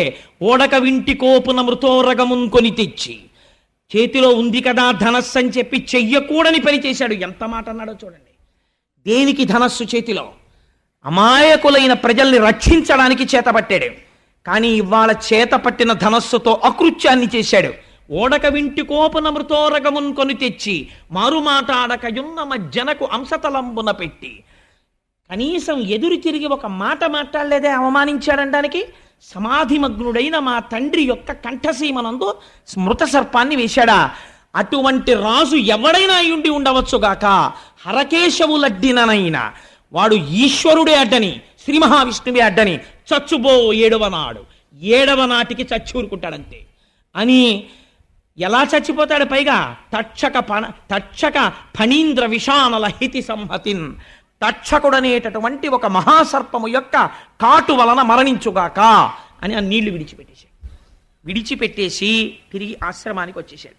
మీరు ఇవాళ నాతో కొద్దిగా సహకరించండి, శుకమహర్షిని ప్రవేశపెట్టి పూర్తి చేద్దాం.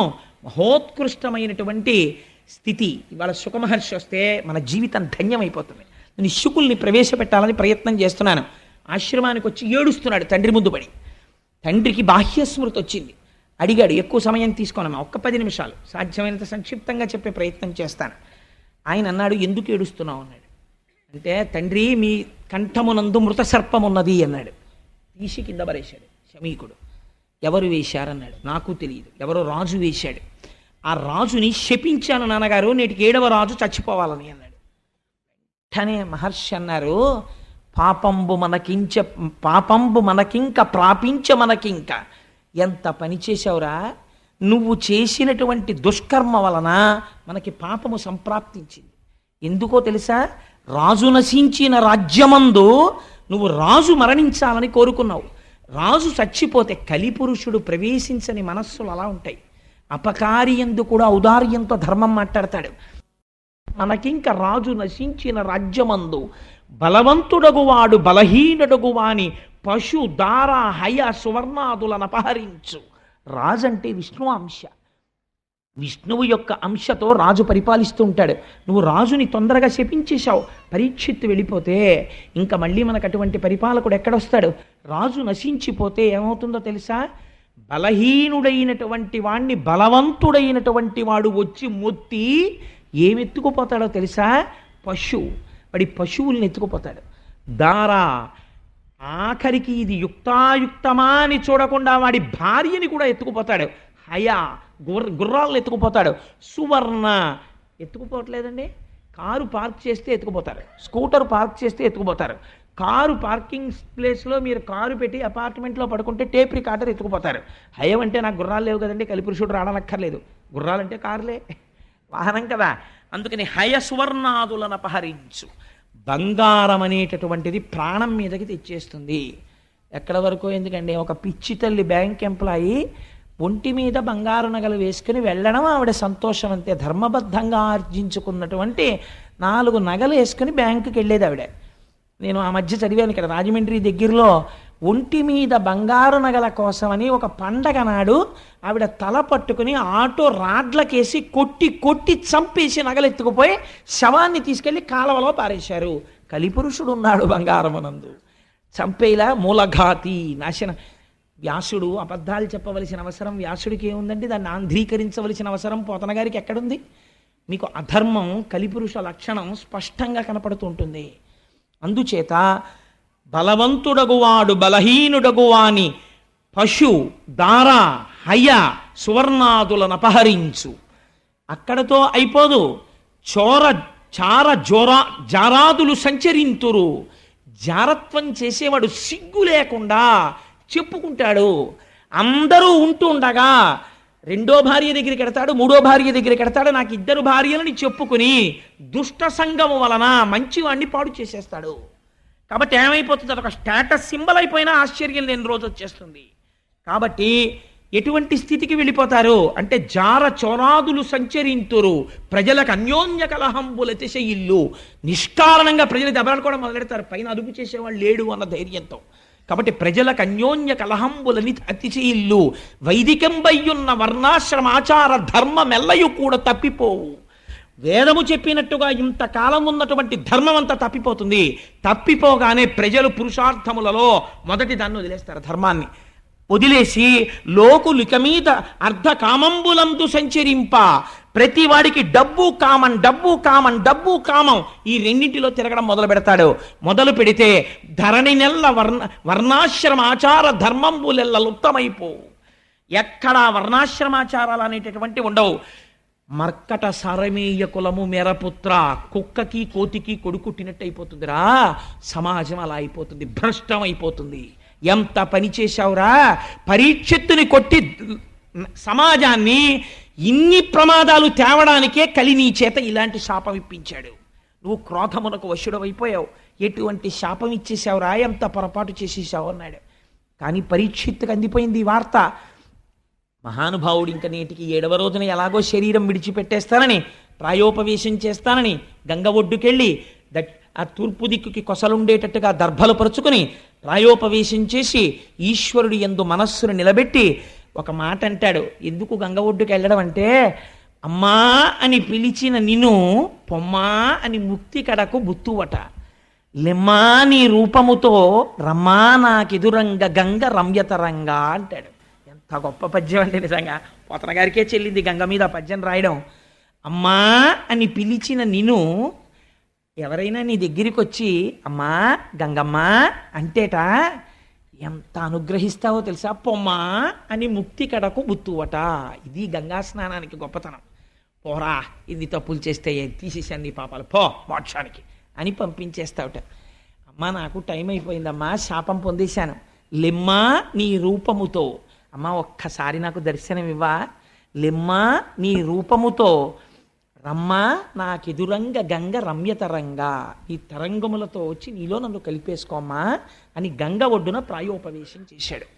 ప్రాయోపవేశం చేస్తే పరీక్షిత్, ఎవరు యాగం చేస్తే దేవతలు వచ్చి కూర్చున్నారో అటువంటి మహాపురుషుడు శాపగ్రస్తుడై ప్రయోపవేశం చేశాడు.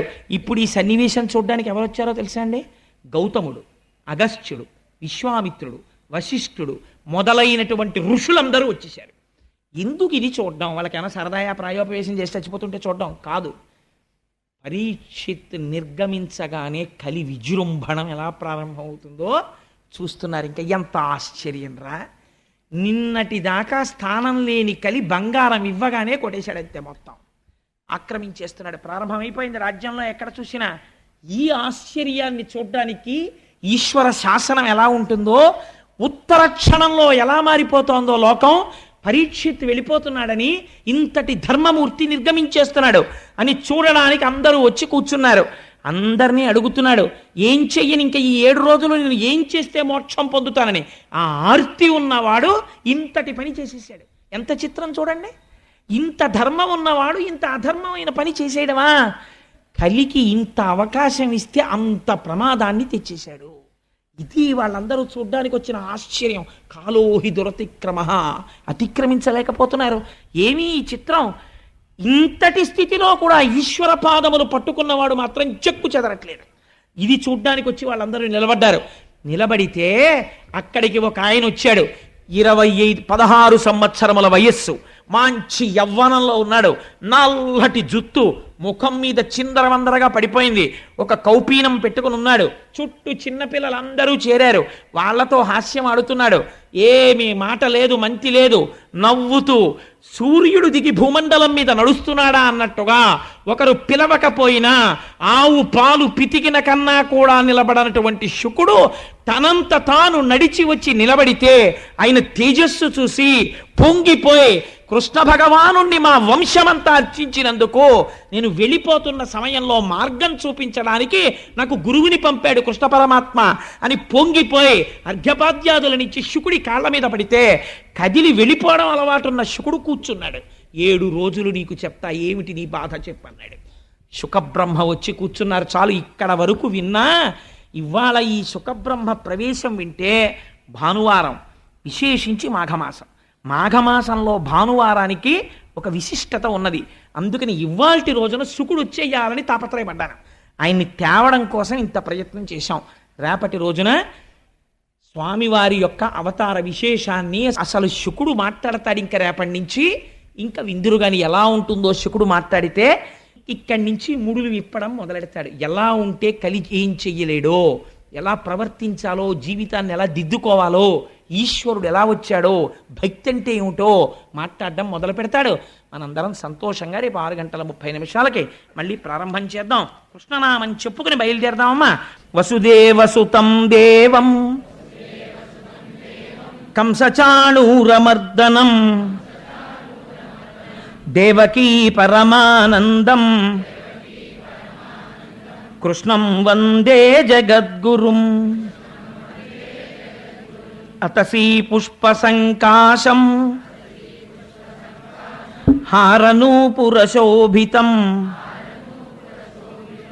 రత్నకంకణకేయూరం